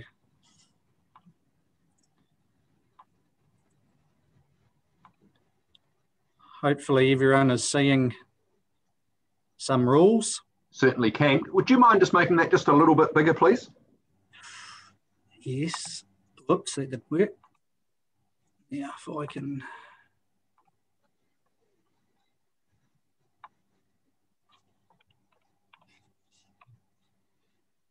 Is that better, That's sir? great. Yep, that's perfect. Thank you. Okay. So if I go up slowly there. I'm starting at the mine subsidence risk area rules, but if we can just park that for a moment, and I'd like to start perhaps with the liquefaction matter, because there's no actual amendments that I'm proposing to the liquefaction provisions. The issue is more a fundamental one of timing, and that at the moment, and I'll bring Mr. Bird in very shortly on this, but as the second stage of the plan has been notified, there isn't any district-wide liquefaction mapping or guidance. And so the plan provisions rightfully require that it be addressed, but in short, it's put on applicants to assess it and address it in their applications for subdivision and or land use. And various submitters have pointed out that council really should be taking the lead on it and mapping it and providing that information to help applicants out, so that the cost isn't lumped onto applicants. I have agreed with that based on some guidance from Mr. Bird, and I might ask Mr. Bird now just to summarise his advice to you on this matter. All right, thank you. That would be great. Okay, thanks, Grant. I guess what I would say from the outset is that even though I wasn't engaged to assess liquefaction across the district, the hazard of liquefaction will be present. We have done previous work in nearby locations such as Hamilton City Council, and what that work shows is that these low-lying flat alluvial plains, infilled alluvial valleys, are generally underlain by silts and sands. There is an abundance of shallow groundwater throughout these areas, and there is a seismic hazard. Granted, that seismic hazard isn't at the same level as it may be in other parts of the country, but it is, I guess, nonetheless there. Those three things together, silts and sands, shallow groundwater, and seismicity, all combine to create a hazard of liquefaction in certain areas. Nationally, the sort of consistent approach that has been proposed was published by the Ministry for the Environment and MB in 2017 in a guidance document called Planning and Engineering for Potentially Liquefaction-Prone Land. And what that document intended to do was just set out a consistent process for dealing with liquefaction through the planning and building consenting process. And what it contemplated was that you'd start at a higher level assessment and work your way down progressively with increasing levels of detail in your assessment, all the way down to an individual building consent, where at the most level of detail, you'd require site-specific geotechnical assessments. You'd drill holes on the site in order to support a building consent application. At the higher level, MB and MFE contemplated that a council would carry out a district-wide assessment of liquefaction, really with the aim of identifying where liquefaction would be possible versus where liquefaction was unlikely. And then in areas where liquefaction was possible, additional controls in the form of requiring more detailed assessments would exist for any other proposed activities around intensifying land use and things like that. At the moment, the proposed rules as they sit require the assessment of liquefaction, but without having an underlying sort of background district-wide map that shows where liquefaction is possible and where it is unlikely. And so what the effect that has is requiring all applicants to assess liquefaction, regardless of whether you are in potentially an area that doesn't have the possibility of liquefying, or you are in an area that is potentially prone. So my recommendation would be that the council undertakes what the MFE MB guidance contemplates or calls a level A or B study, which is a high level, generally desktop based, that may use some supporting geotechnical information to cover the district and identify where liquefaction is possible versus where it's unlikely. And in areas where it is possible, that's where additional controls are placed around requiring additional, more intensive investigation of the hazard. In the other areas where it's unlikely, hilltops, topography, geology that just is very unlikely to liquefy, those are the areas we wouldn't look to have any other controls and not consider liquefaction any further. When do you anticipate that? What's the methodology for doing that? I mean, I understand that that's what you're suggesting would be a sensible way forward, but how long does that take to do, and how does it fit into what we're doing at the moment, which is trying to finalise a district plan? I guess that largely that mapping is a desktop-based process. It uses published geological and geomorphology. It takes what we know about the groundwater and what we know about published seismicity from various building code requirements around seismic hazard, and it puts all of those together just to identify the areas where it is possible. Generally, those assessments would take a number of months. Okay, and what are you suggesting, Mr. Eccles, in terms of how we deal with it in this process? Well, knowing that it takes a number of months, I don't think it's going to be done in time by when you need to issue your decisions. So hence my recommendation that it should be done, but in the meantime, there needs to be some rules, and I think the as notified rules handle it adequately. So I'm saying retain them, but I suppose I'm recommending the council gets on and does the district-wide assessment, and then it'll either have to come in very likely as a variation or plan change. Can I just mention here, Mr. Bird, you said at the moment it needs an assessment to be done. If I was a landowner wanted to build a building, what have I got to do? I guess there's a range of outcomes. So conventionally, what you'd have to do is do geotechnical investigations, push cone penetration tests, and do some analysis of the data that comes back from those subsurface investigations to determine whether liquefaction is there, and if it is, quantify it. One of those, if you are, for example, on flat, low-lying land, might cost you around $5,000 to $7,000 just for, say, an individual residential house.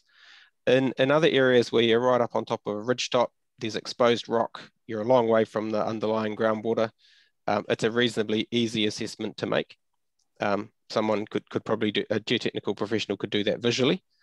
The challenge is, I guess, you have a spectrum from that scenario where it's very obvious that there isn't liquefaction, all the way through to other areas where there is liquefaction. And so it becomes quite difficult to say what the appropriate level of investigation should be for those areas. So whichever way you slice and dice it, it's quite onerous on a landowner who wants to develop their property. Well, yes, it would require them engaging a geotechnical professional to get a scope of work to investigate that issue, and then going from there. That scope of work in some cases might be quite small because it's clearly not a problem. In other areas, it might be reasonably onerous. $7,000 up to $7,000. You're saying? For your average residential house. If you're doing more extensive development, bigger buildings and the like, it would be more.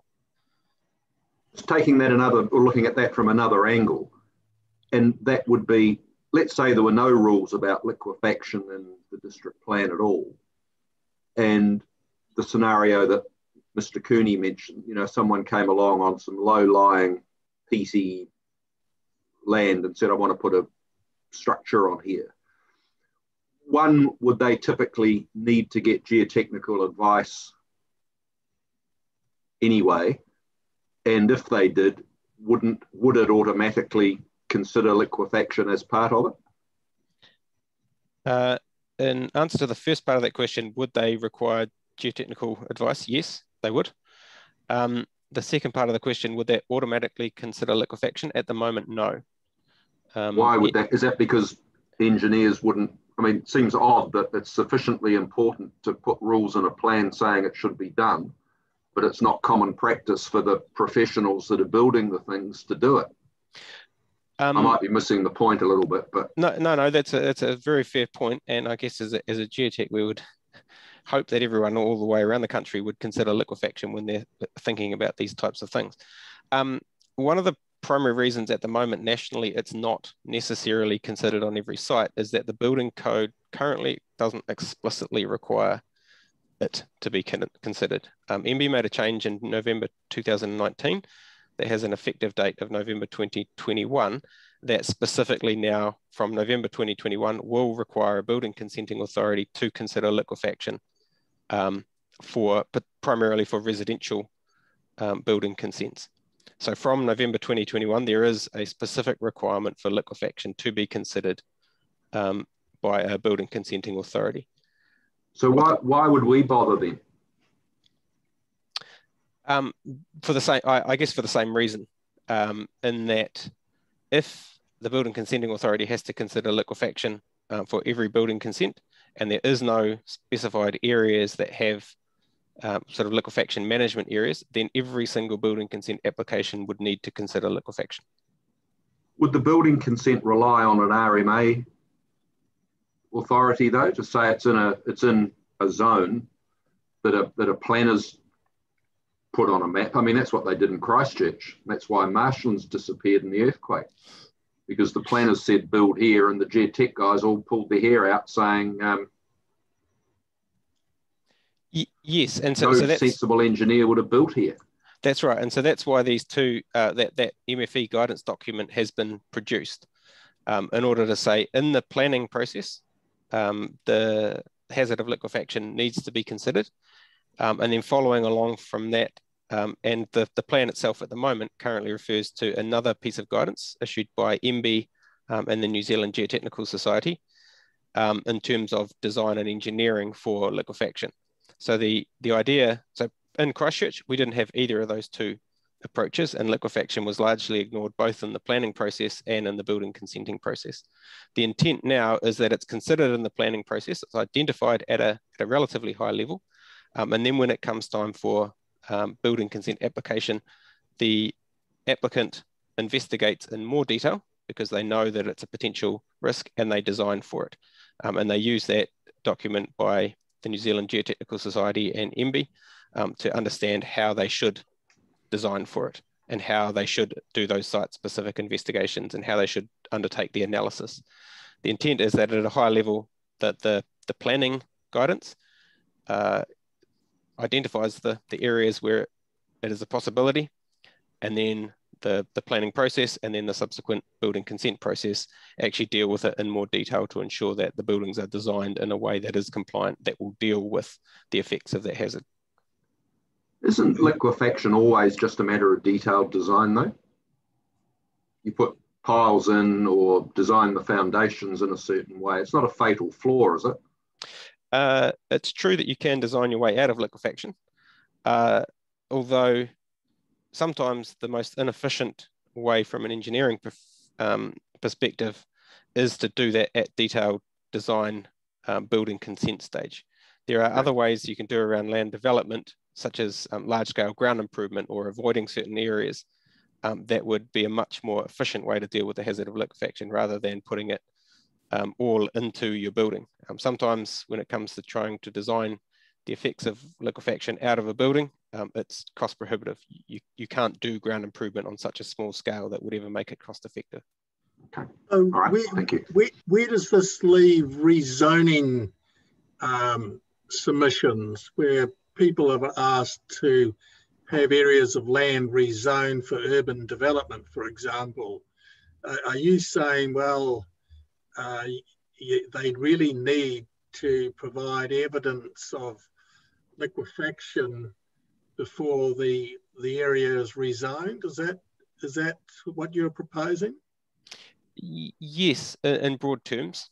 So the way that the MFE guidance document kind of contemplates that it would work is that at a very high level, you identify where it is possible and where it's unlikely to occur. And where it's unlikely to occur, you wouldn't consider it any further in terms of future subdivision development or any intensification of land use.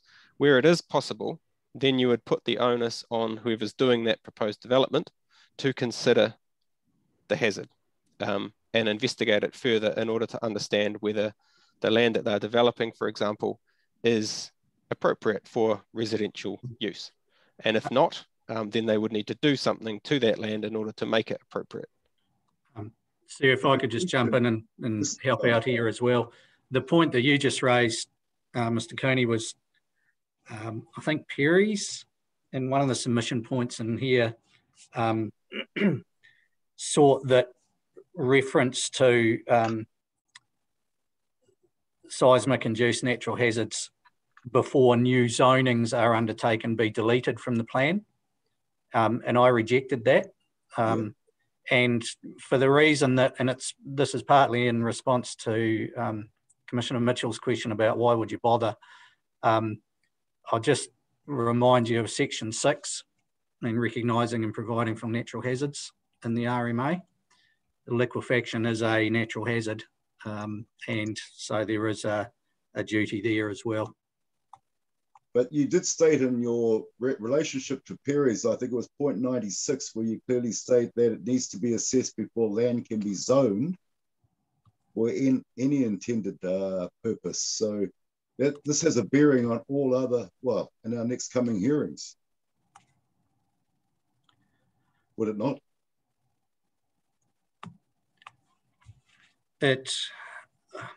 Well, council needs to be satisfied that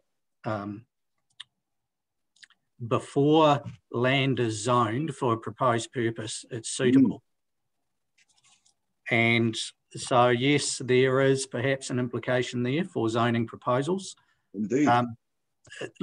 Liquefaction, as I've mentioned somewhere in my report, what myself and Mr. Bird in support are recommending in terms of preparing the district-wide liquefaction mapping is really no different in intent to having district-wide flood mapping or anything else, or indeed mine subsidence mapping that we'll get to in a minute, either. So, you know, those sort of things would generally be taken into account. You know, flooding, for example, and flood potential was taken into account at Ohiniwai. And so liquefaction is a relevant matter. Mm-hmm. Where does your, Mr. Eccles, where's the provisions on liquefaction that apply to rezoning? They seem to be consent orientated rather than rezoning. Can you point me to those provisions? And I'm just scrolling down now. 15.2.1.22.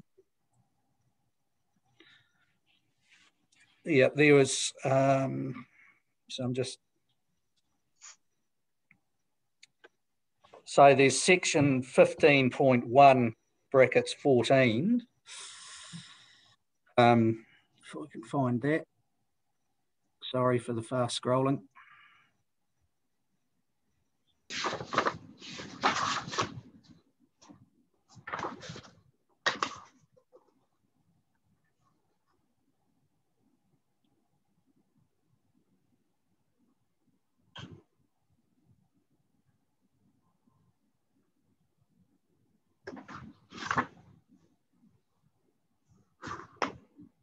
I'm just reading in your section 42, 5.35, which is around liquefaction susceptible land risk assessment 15.2.1.22. Is that the one you think you're looking for?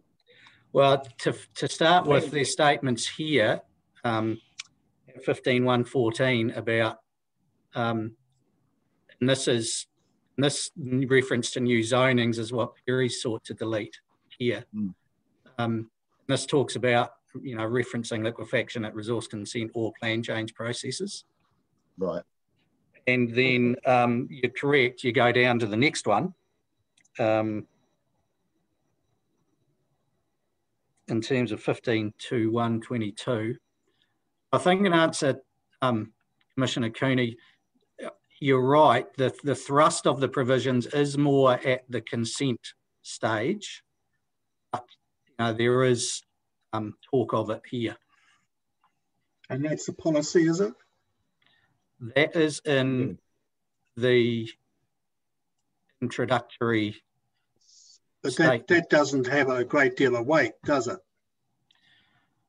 Well, I think introductions and those explanatory statements do carry weight where they are helpful in explaining objectives and policies.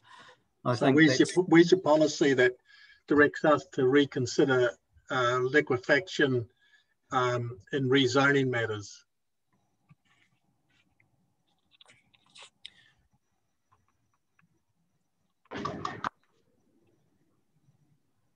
You may not find one explicitly, is the answer. Yeah, I couldn't find anything in relationship to rezoning.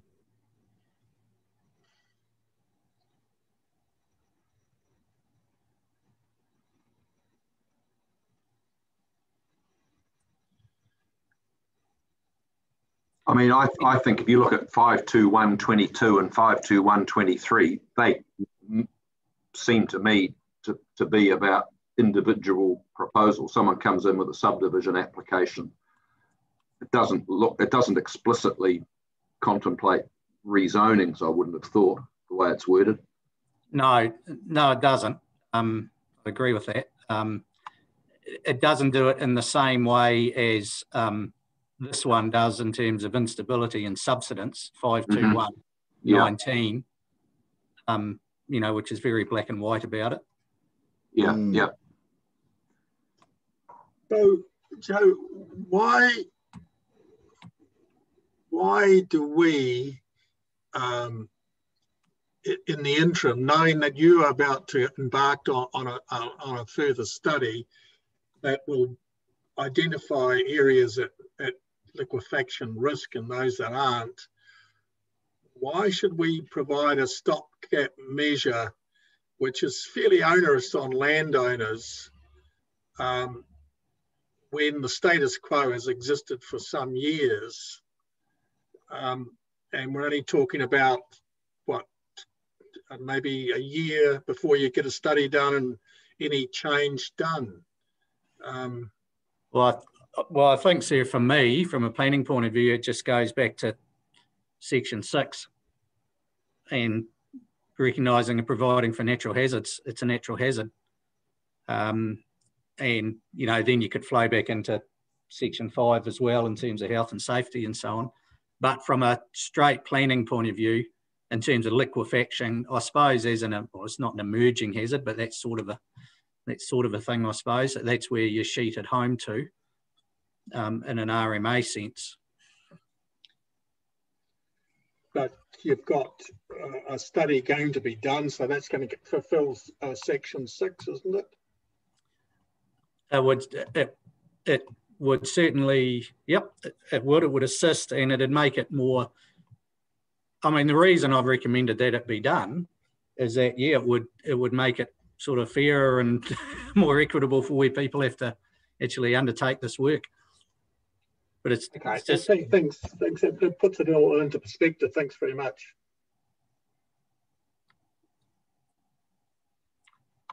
Okay, so if I can just, sorry for the fast scrolling again. Commissioner Mitchell, is that all on? Yeah, that's helpful. Yeah, that's fine. Thank you. All right, I'll find a way. Given that you're moving to a separate topic, are you going to move to subsidence now? Yes. Why don't we just do a roundup and see if there's anything around this topic before we move on. Start with you, Ms. Gibb. You got any questions? No, thank you. Mr. Fulton? No, I've got no questions. Thank you. Ms. Sedgwick? I don't, but it's a fascinating topic. Mr. Marg? Yeah, just probably one observation. You do reflect on the cost, if indeed through a resource setting process, you know, whether that cost sits at the landowner. But equally, you actually suggest council. Can you elaborate a little bit more? Oh, the cost to council is simply in the preparation of the district-wide assessment. Oh, okay. And that would be under the guidance of the MB/MFB guidance document. Yes, that sets out a methodology. And I mean, we should say that the regional council at the moment are actually undertaking a region-wide level A assessment, which is a high-level desktop. Right, and then there's that level B. Yeah, although we're just not sure that, you know, you could rely on the region-wide level of investigation to be appropriate at a district level. Oh, boy. Thank you. Mr. Kearney, anything further from you? No, thank you. Thank you. I've just got one, and I suppose trying to bring all this together in sort of one conclusion. I mean, you made the point, Mr. Eccles, about Section 6 of the RMA, requiring natural hazards to be addressed. And that's people exercising powers and functions, e.g. the council. And it hasn't done a whole heap in this space yet. Given the evidence of the geotechnical folk that are supporting you that says seismic hazard in the Waikato is low-ish, my words, not theirs. And given that under Section 32, we have to look at the risks of acting or not acting, isn't there a reasonable argument to say, rather than loading everybody up with potentially pretty expensive assessments, getting ourselves in the cart on any rezonings going forward, couldn't we form the view that given that we've got flooding sorted and coastal hazards and the ones that are front and centre, what would be the harm in waiting for a couple of years to get an operative plan that addressed this matter? Other than the council covering its butt and putting it all onto the private sector. Well, I'm not even sure it'd be a couple of years. It might only be a matter of months after your decisions come out. So, and I think the Section 32 risk of acting or not acting, it's the bit on the end of that, I suppose you need to be mindful of as well, in terms of where there's, what does it say, where there's insufficient or incomplete information. And so the way the plan provisions look to remedy that bit on the end of the risk of not acting is by getting applicants to do it. And yep, there's a cost to that, and it seems, that's acknowledged. But when you look at everything that's emerging in terms of liquefaction as a natural hazard, what the RMA says, what the national guidance says, my recommendation is that I believe there needs to be something in the district plan that covers it. All right, no, that's helpful. Thank you very much. So I think we're done on the topic of liquefaction, and we can move on to subsidence, please. Okay, so I'll bring Mr. Johnson in very shortly on this one, but obviously this is mine subsidence, and so this is the provisions that are specific to Huntly East. And if I run through probably the rules quickly first. Actually, before I do that, we'll just a quick bit of background. This is not something new. It's already controlled in the district plan. There is a layer in there. Where you have a layer, a hazards layer like this, there are people inside it and there are people that are outside of it in terms of their property. The as notified version of the plan modified the shape of the subsidence risk overlay, and that meant that some people that own property that have not previously been within it are now captured. And then there are those that have always been in it and are still in it. The methodology for coming up with that, with the new overlay, was specifically challenged through the submission of the Huntly Community Board. And through the work and advice that I'll get Mr. Johnson to summarise in a few seconds, my recommendation has been that the extent of the mine subsidence hazard overlay that was in the operative plan be retained and not as the shape and extent it was in the proposed plan. I'll ask Mr. Johnson to come in now to explain the sort of technical rationale behind that a bit more, and then I'll come back and just run you through the rules, because it's sort of two different things. There's what shape should it be and who's in and who's out, And then if you're in, what sort of rules are you subject to? So we'll deal with the former now. So I'll invite Mr. Johnson in now. That would be great. If you could, while you're thinking about that, if you could also pull up a map. We found that pretty helpful just to visualise extent. Yep. I mean, I don't know what the operative plan says, but I've got a fair idea of it. But there's it would be good for us. Good to see it. Okay. Sorry, you were going to say there's a good one somewhere? Oh, there's a good map in my 42A report at page 53. Okay. That might do it.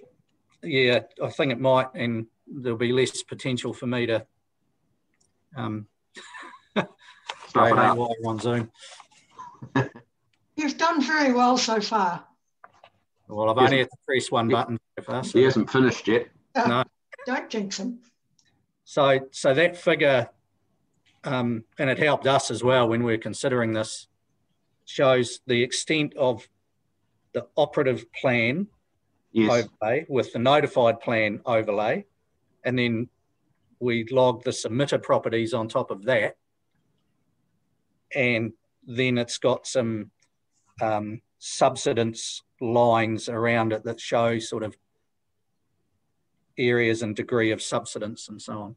Is that on page, that's on page 53, is that the one?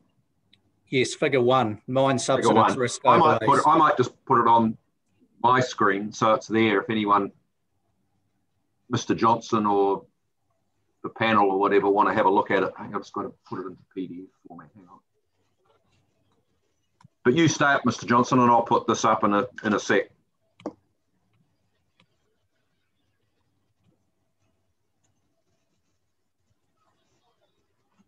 You're on, we can see your lips moving, but can't hear you. Still can't. I know you're unmuted, but I think it might be to do with your headset.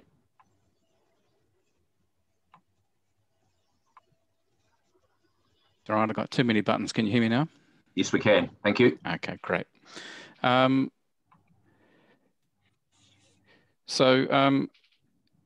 can also share that diagram too, if you wish. I've got it here. Well, no, you do it. That's fine. Well, if Grant stops sharing, I just think it's useful. I'll stop. It'll help. I think if you stop, Grant, I can start. Yep.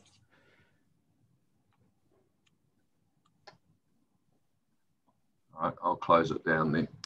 Can you see that now? Can you see my screen? No. No. Let's see if I can try that again.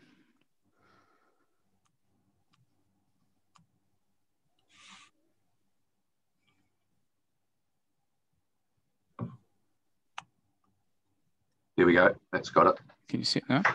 Right, what I'll do is just before I start, I'm just going to scroll down to this. This is just coming out of the front end of a document prepared earlier, but I think it's just useful to come back to these figures here because this helps us understand the basis of what's playing through here in terms of the risk, which is fairly well defined historically in the area. And there are two figures there showing, figure A and figure B, showing essentially what happens as you mine underground cavity. You then collapse the roof above you and it then ends up with a surface expression. So figure A shows essentially what's happening at a small scale under a pillar and stope kind of method, which was used for the majority of the older workings at East Mine. And then later on, when they developed longwall mining, you can see essentially that extracted out over longer distances with very large areas of subsidence as illustrated by this zone here. And so essentially what is an important function here is the strength of this rock in here. The depth at which you're at, because as you can see, this line trends up at an angle. And the importance of that is that if there's a working here, the actual effective substance can go well beyond the actual limit of workings. And then the other function which is important is essentially what's happening around the cavity itself and whether the pillars that are stable punch into the floor or into the ceiling space. So those are essentially being considered by a number of parties over time. Let's go back to that other drawing.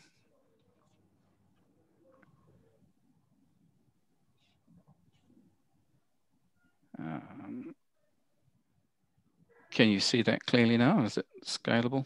Might just, if you could make it maybe just a little bit bigger. How's that?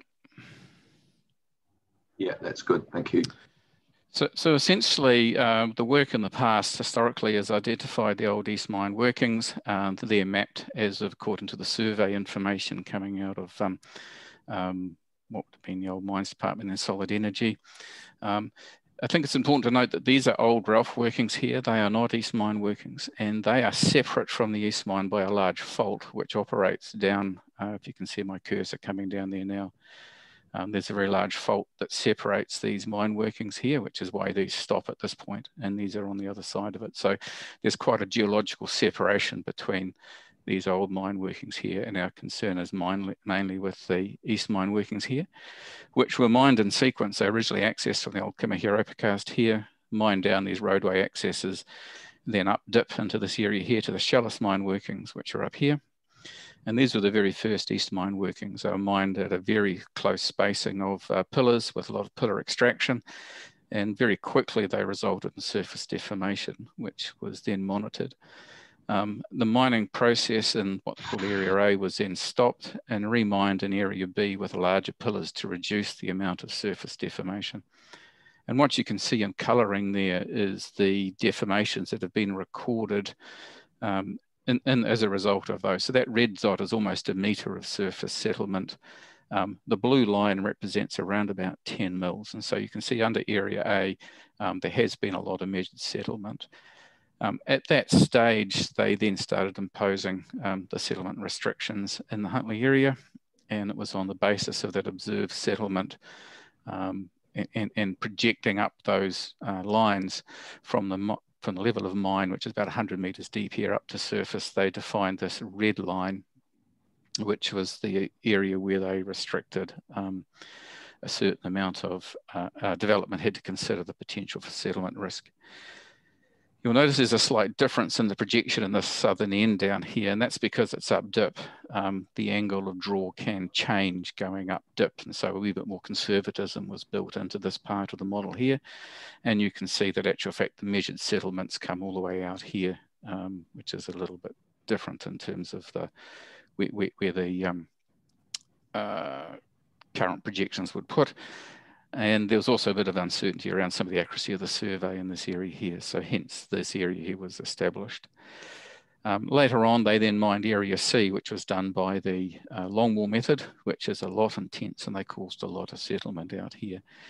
I'm not familiar with why the boundaries were put in this area here at the time, but I think at the time it was expected that that's roughly the East Mine Road alignment there, with the expectation that was probably the limit of urban development at the potential urban development at the time, and everything beyond that line there is actually farmland, which we understand is settled by the order of about 1.5 to 2 metres in places, although there's no accurate survey out there.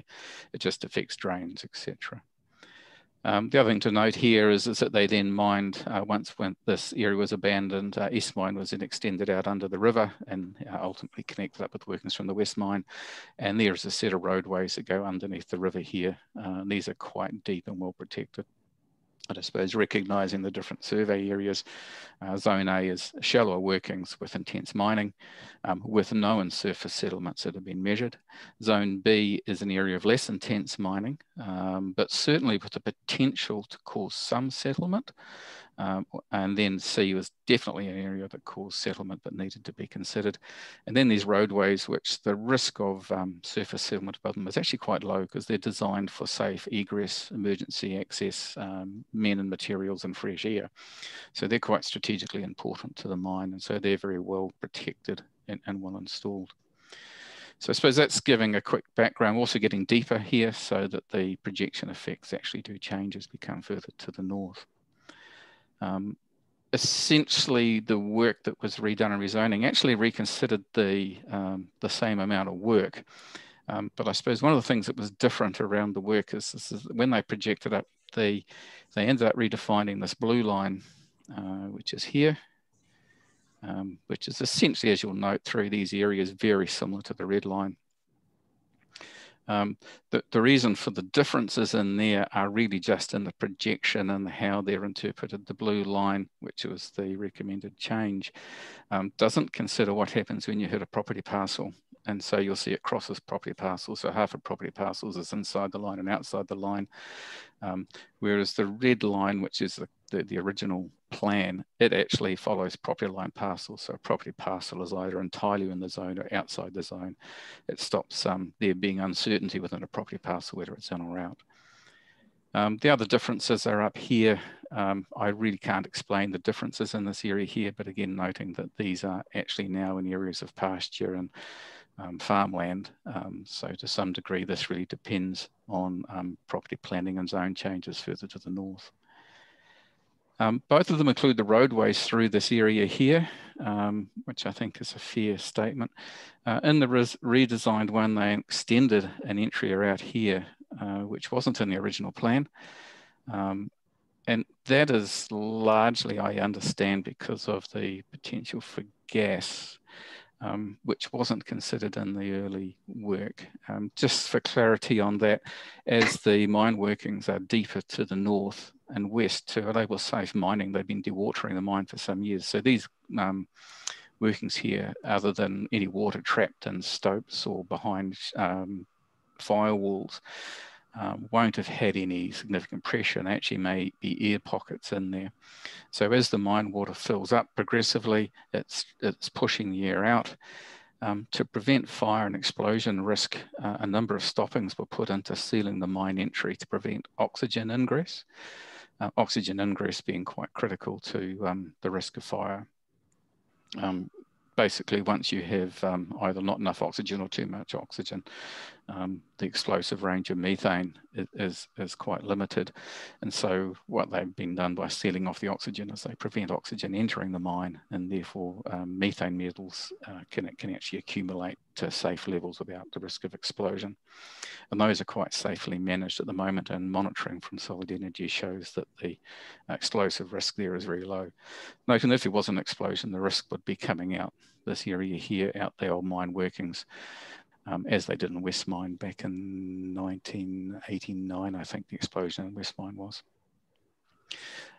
So it's the risk, however, there is that because that air gets trapped, it develops under pressurization, and that gas could then be forced out either into the ground, up through boreholes or fractured ground, with the risk of accumulating of mine gases being forced out into surface workings.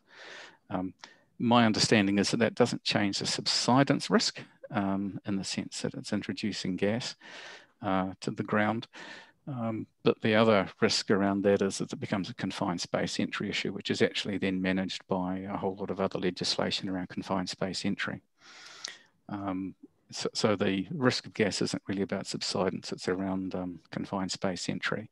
Noting that it would be very difficult to prove it was mine gas, because in the confined space entry and sewer lines and all that, you can produce carbon dioxide and methane from ordinary sources just around the ground anyway, and they are constant hazards in confined spaces.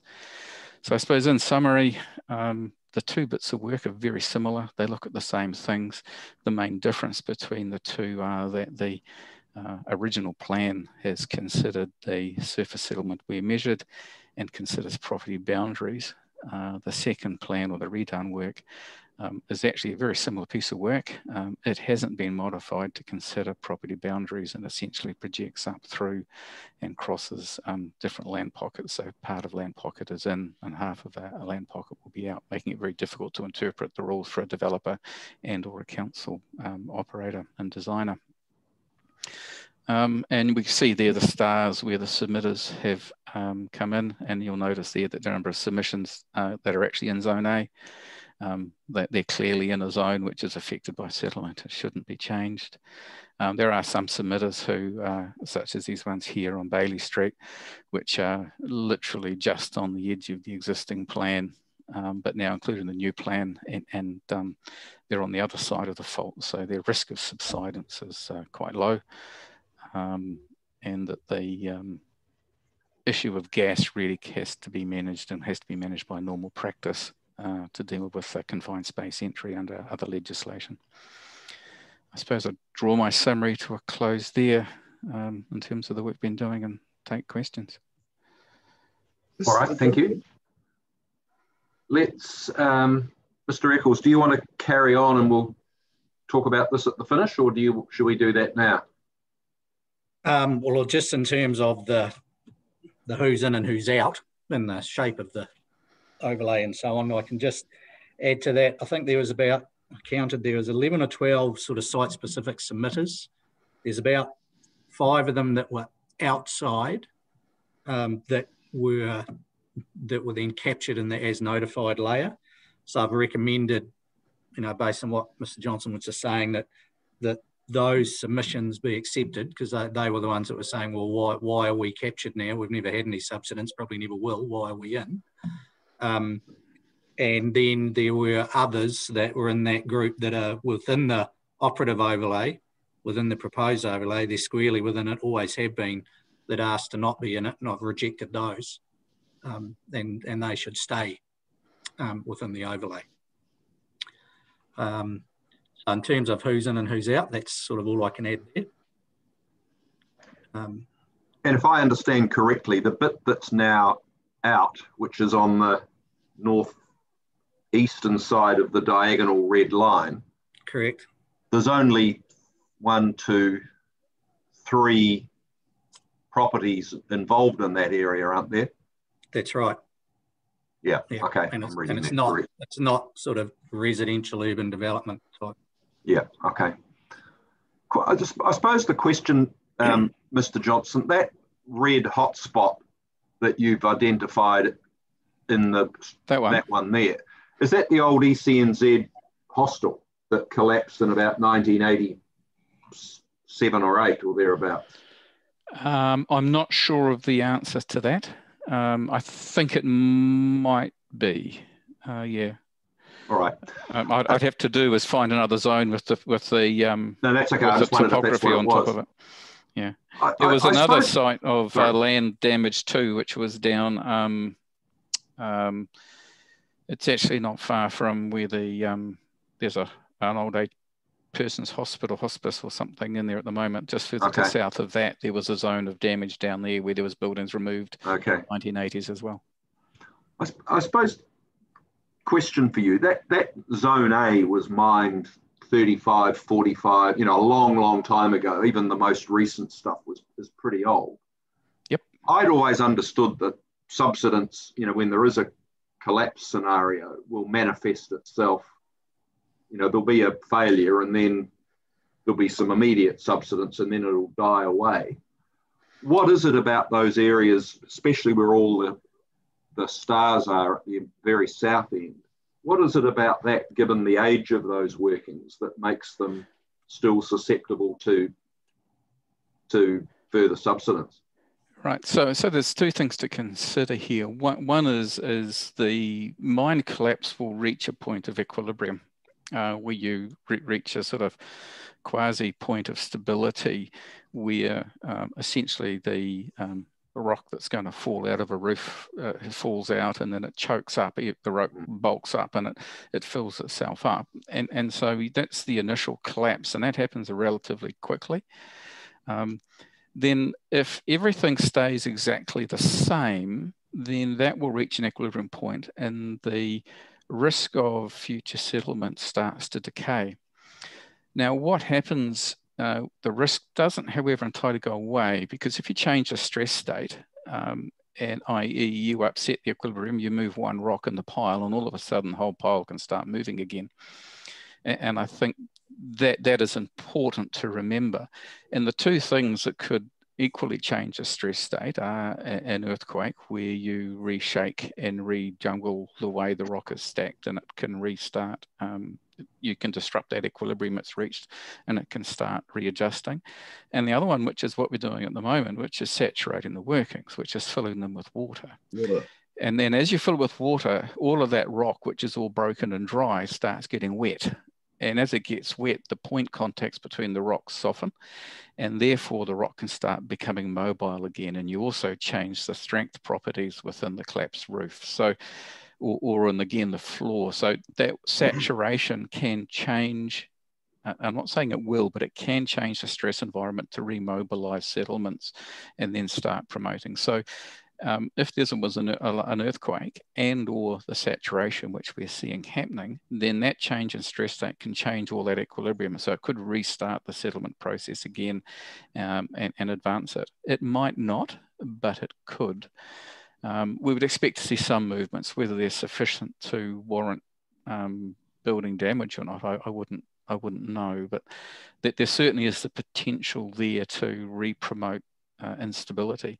The positive thing is that once the ground, the old workings are fully saturated and they reach a new equilibrium status, then again you would expect to see the settlement profile reduce right down and the risk reduce over time. So the real risk here is the changing stress state in the mine could reactivate settlements here. Correct me if I'm wrong, these aren't the only workings that underlay residential or commercially zoned parts of Huntly, are they? No, because you can see right next door, there's the old Ralph mine workings. But even across on the west, on the, so why is this zone only confined to that area? Why is the main street of Huntly any less likely to fall down a hole than these areas? Well, the answer to that, I don't know. We were asked, I'm going to be a little bit careful. I asked the question of, do we include the Huntly Ralph mine workings in this? And the answer was this is the zone specifically for the active mining of East Mine. I don't know that a detailed study has been done of the Ralph workings. My comment around that would be is they're actually now very old and have been saturated. My understanding is they've been saturated and full of water for quite some time. And so they are likely to have reached an equilibrium state some time ago, but I can't be sure of that given that I'm not sure what studies have been done.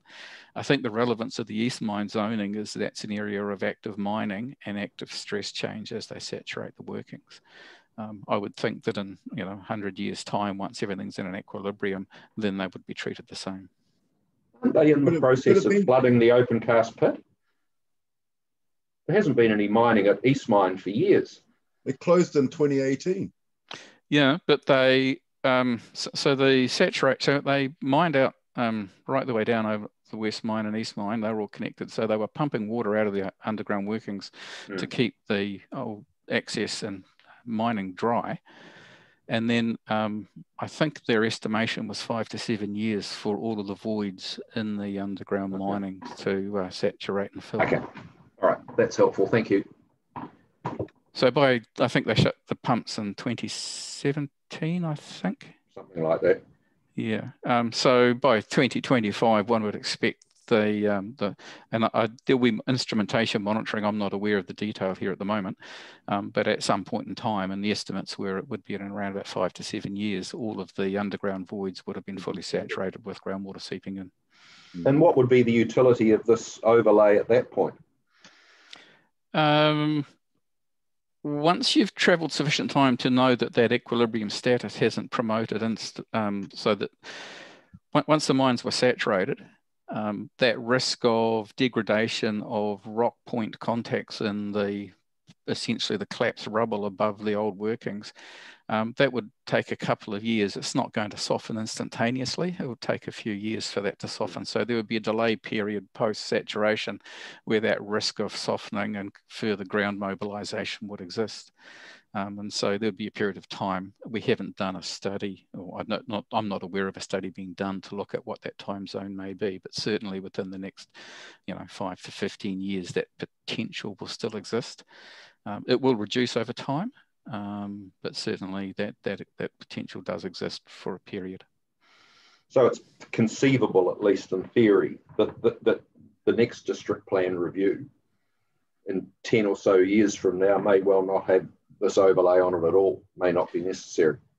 It may have established that there is no movement and that the risk of movement is actually now deemed low enough to take the overlay off. Yeah, okay, no, that's fine. All right, that's helpful, thank you. Can you stop sharing your screen, please? And then I'll reshare.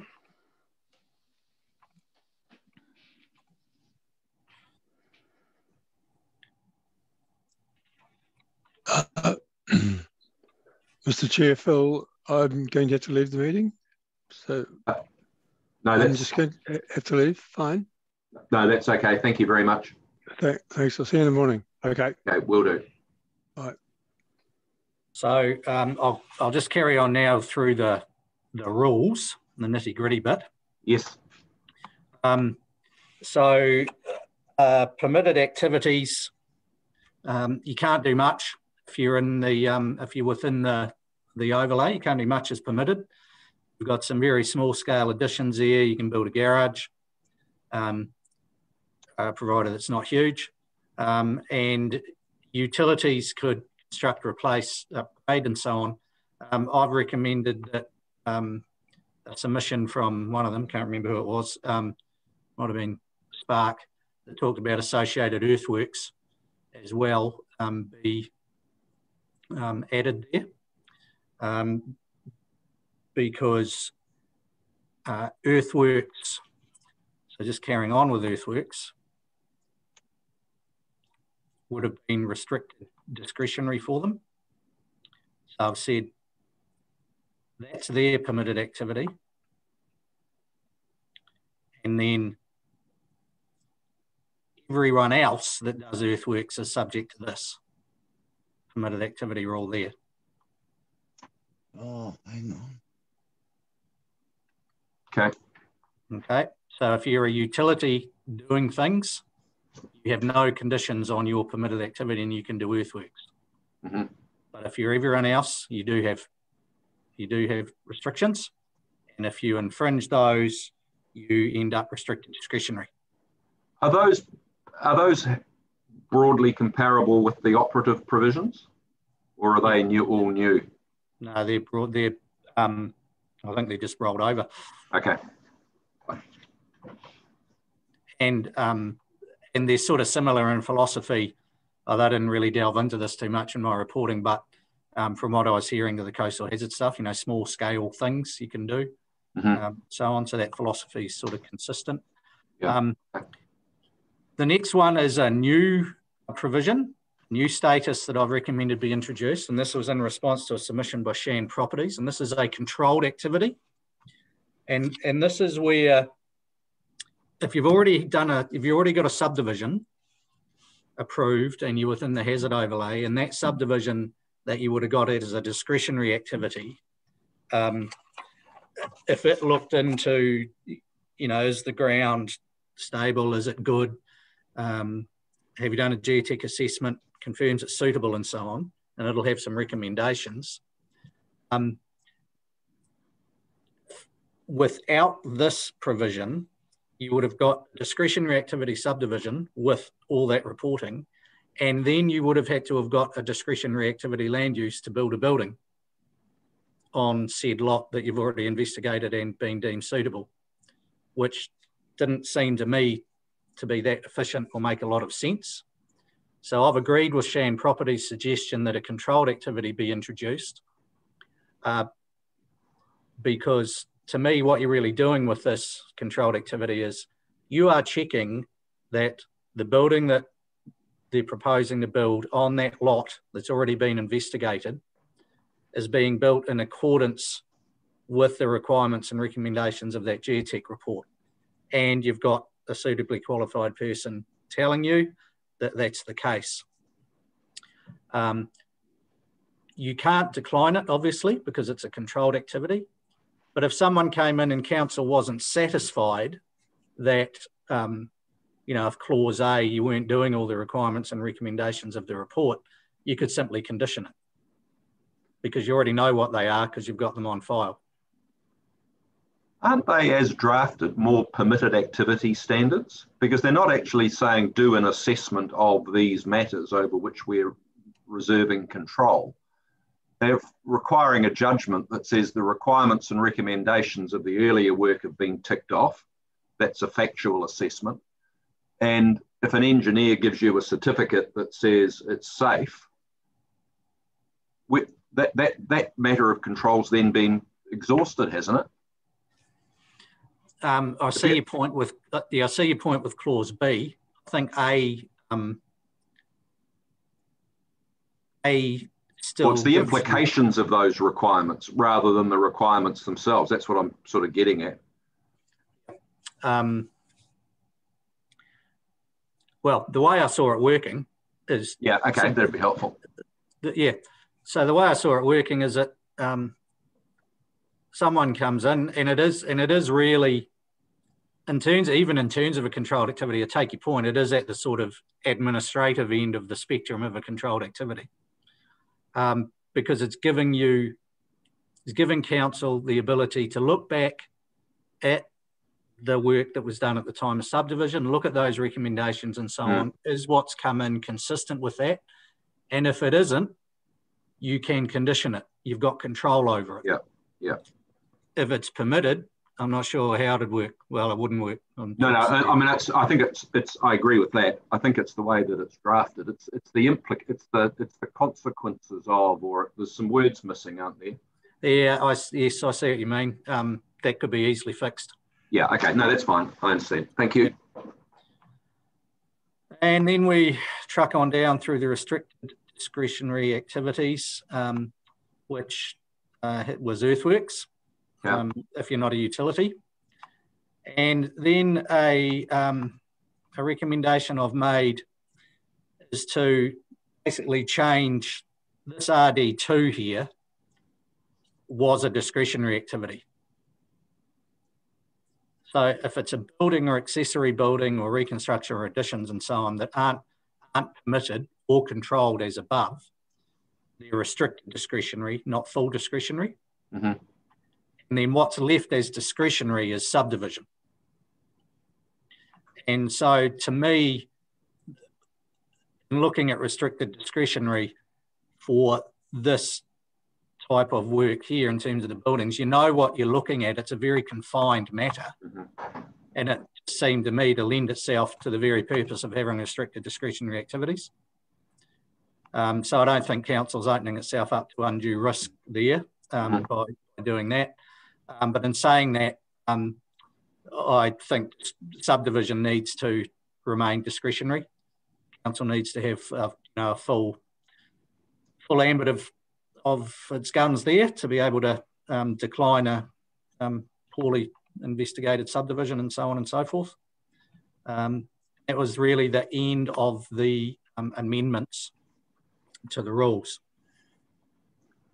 I mean, that seems to be a slightly different approach that some of the other Section 42A authors have approached things with vis-a-vis RD and full discretionary. Do you think there'd be merit in the various 42A authors, when they do their right of reply, sort of comparing notes and seeing whether there can be a consistent approach through the various types of hazards?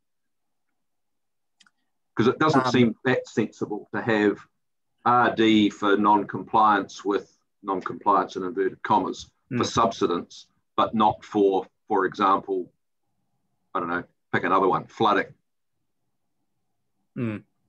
Well, yeah, I mean, I'm always all for collaboration and consistency, yes. And I suppose I just wonder whether, this, of the realm of the natural hazard stuff, this subsidence stuff is getting very, very specific. Yeah, no, fair point.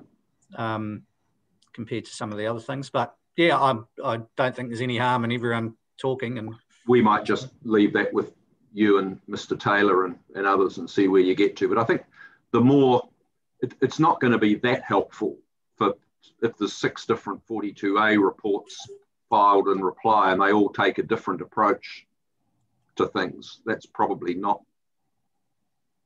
that desirable, but we'll leave that one with you. Let's see if there's any questions for Mr. Marg. Any questions?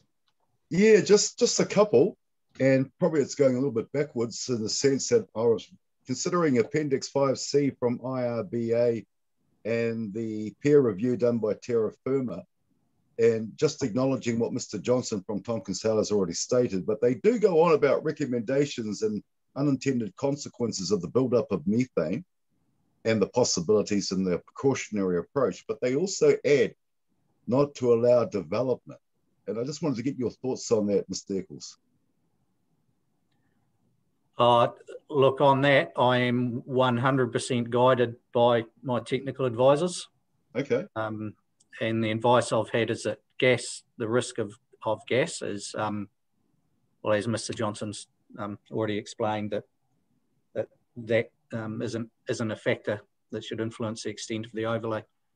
Yeah, and they do go on to say, I guess with a provision there, until complete flooding has occurred of the mine, which obviously would be a mitigating measure. But yeah, I was just really keen to see that they also, Terra Firma made a number of recommendations as well going forward. And how do they line up in your view from your expert, Mr. Tonkin's view? From Tonkin's Taylor, sorry, Mr. Johnson. What's your thoughts there? Doug Johnson here.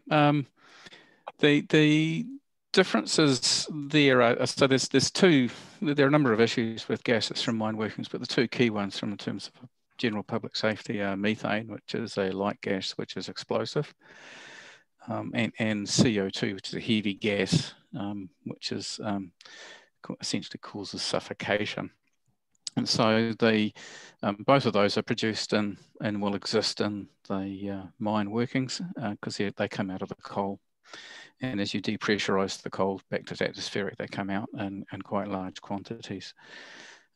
So the explosive risk has been managed and was extensively managed by the creating of stoppings coming in from the entranceway to stop oxygen getting into the mine.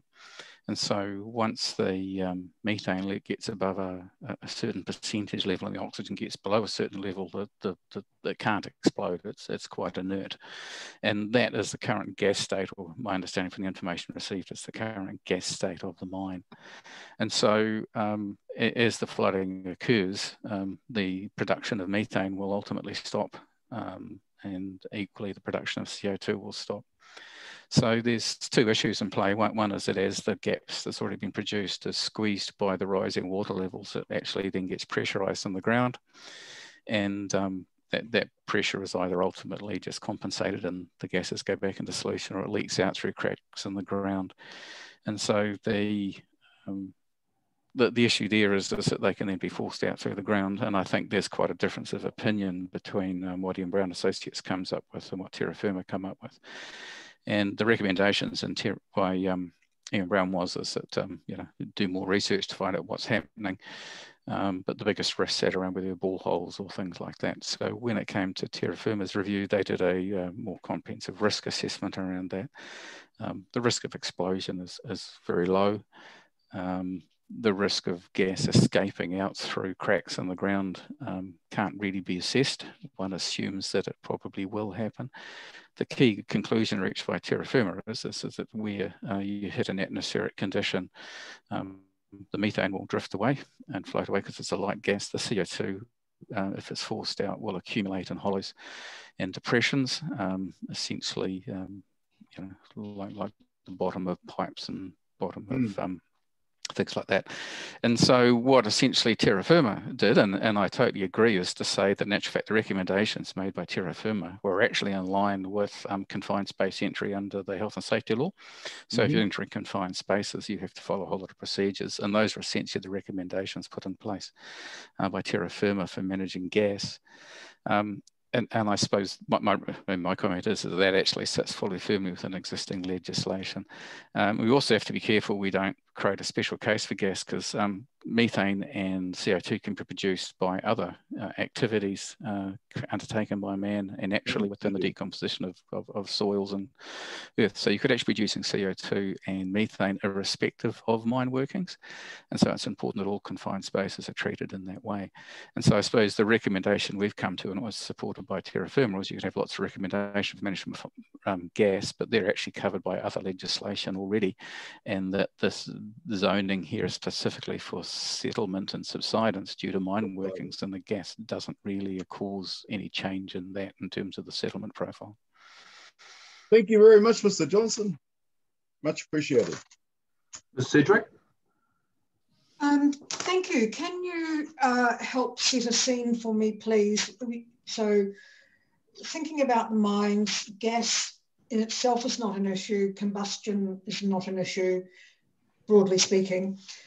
what is it that alters the surface settlements? Is it, as you alluded to, or Mr. Eccles alluded to, the saturation of the rock and the movement of it?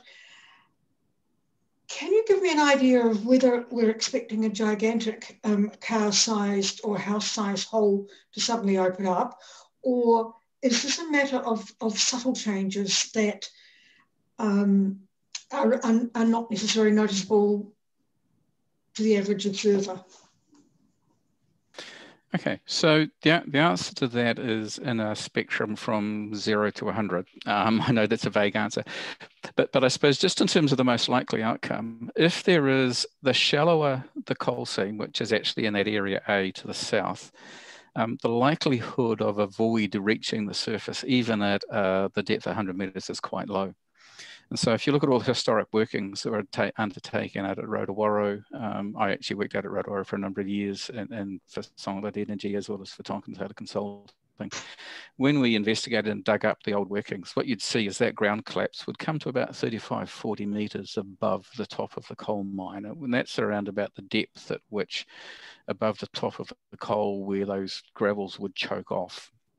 And so the chances of getting a car-sized hole at 50 metres above the coal seam is actually starting to decrease. So the chances of a car-sized hole appearing here are quite low. You can't discount it.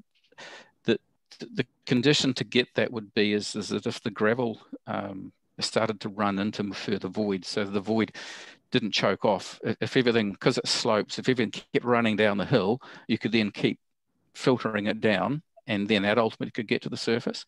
The chances of that, I think, are quite low because of the way they put stoppings into the mine. So it should actually choke itself off. What is more likely is you'll get differential ground response and settlement with the ground subsides by the order of 10 to 15 millimetres, maybe even 20 or 30 millimetres. Now, the issue for the average house is that the average house is designed for a differential settlement across its building for typically about 1 in 250 starts causing damage to the house.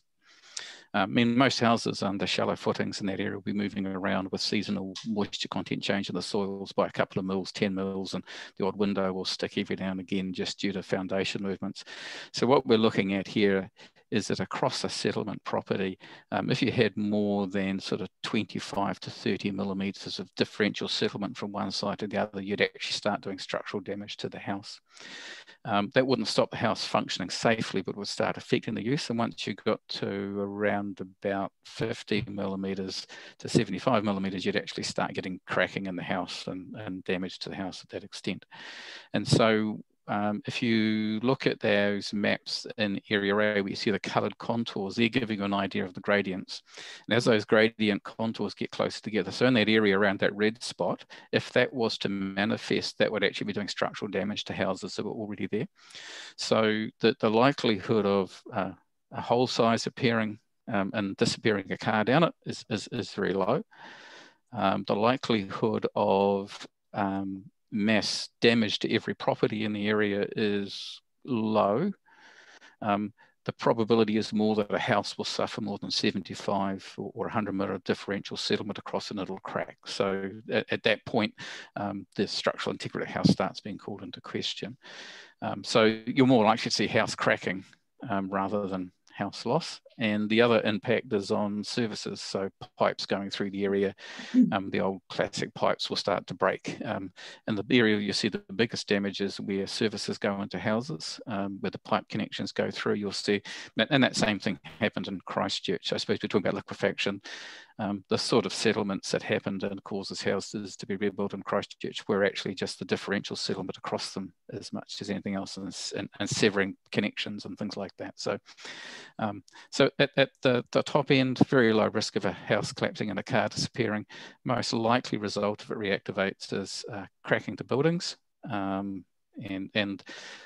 There's also a possibility that as a result of this, we'll only maybe see 10, 15 mil gross deformation across the whole landscape, and it may never ever be seen. The answer to that is that until it's actually done, we can't answer that question. That's really, really helpful. Thank you very much. I have no more questions. That's good. Yes, thank you, Mr. Chair. I'm just wondering, we've been talking a lot about this underground mining on the East Mine side.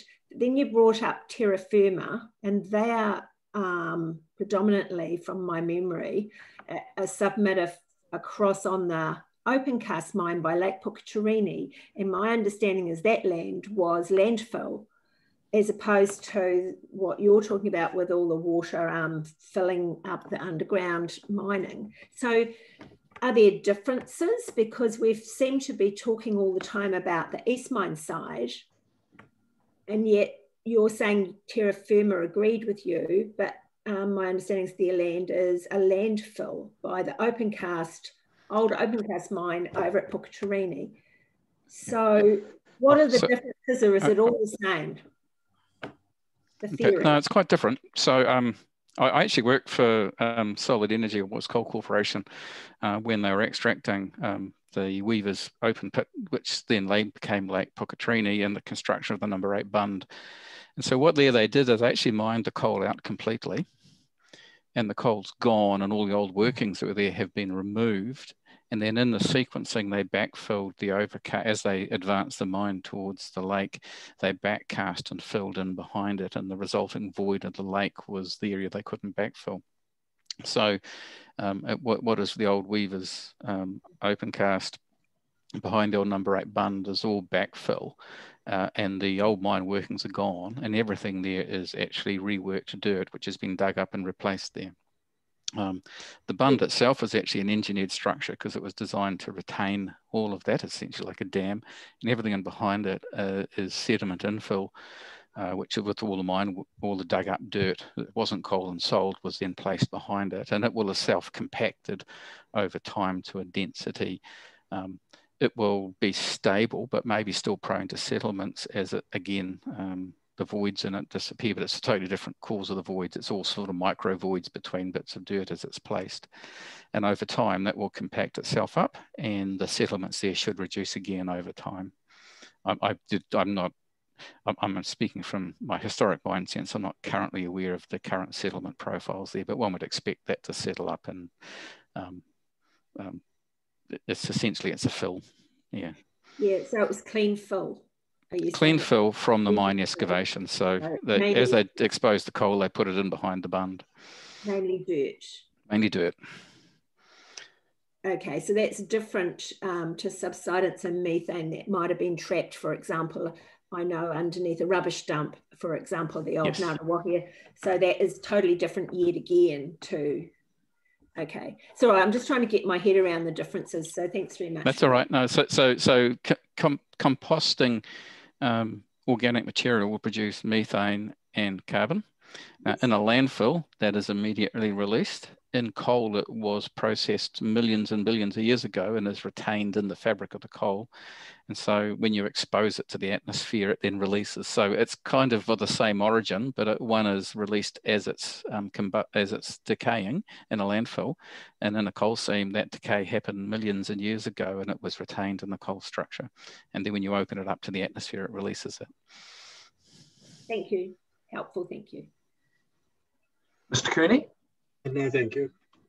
No, and I don't have any questions either. We've done mine as we've gone through. So thank you, gentlemen. That's been very helpful. And thank you to everybody for their contributions today, which I think brings us to the end of this session. We'll resume tomorrow to hear from submitters at 9 o'clock sharp. And we will see you all then. We're now adjourned, but if the panel wouldn't mind just holding fire for a moment, please. But everybody else is free to go. Thank you. Thank you. Good up.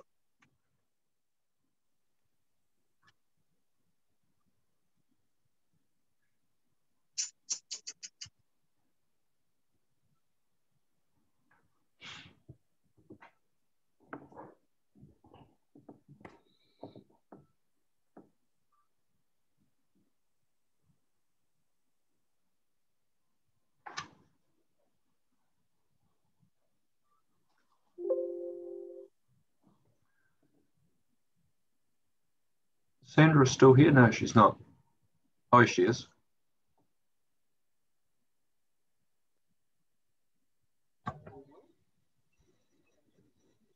just, there we go. 1, 2, 3, 4. We're all 1, 2, 3. Oh, yeah, Dines is gone. Dines is gone. You might want to stop the recording. Yeah, it's always helpful.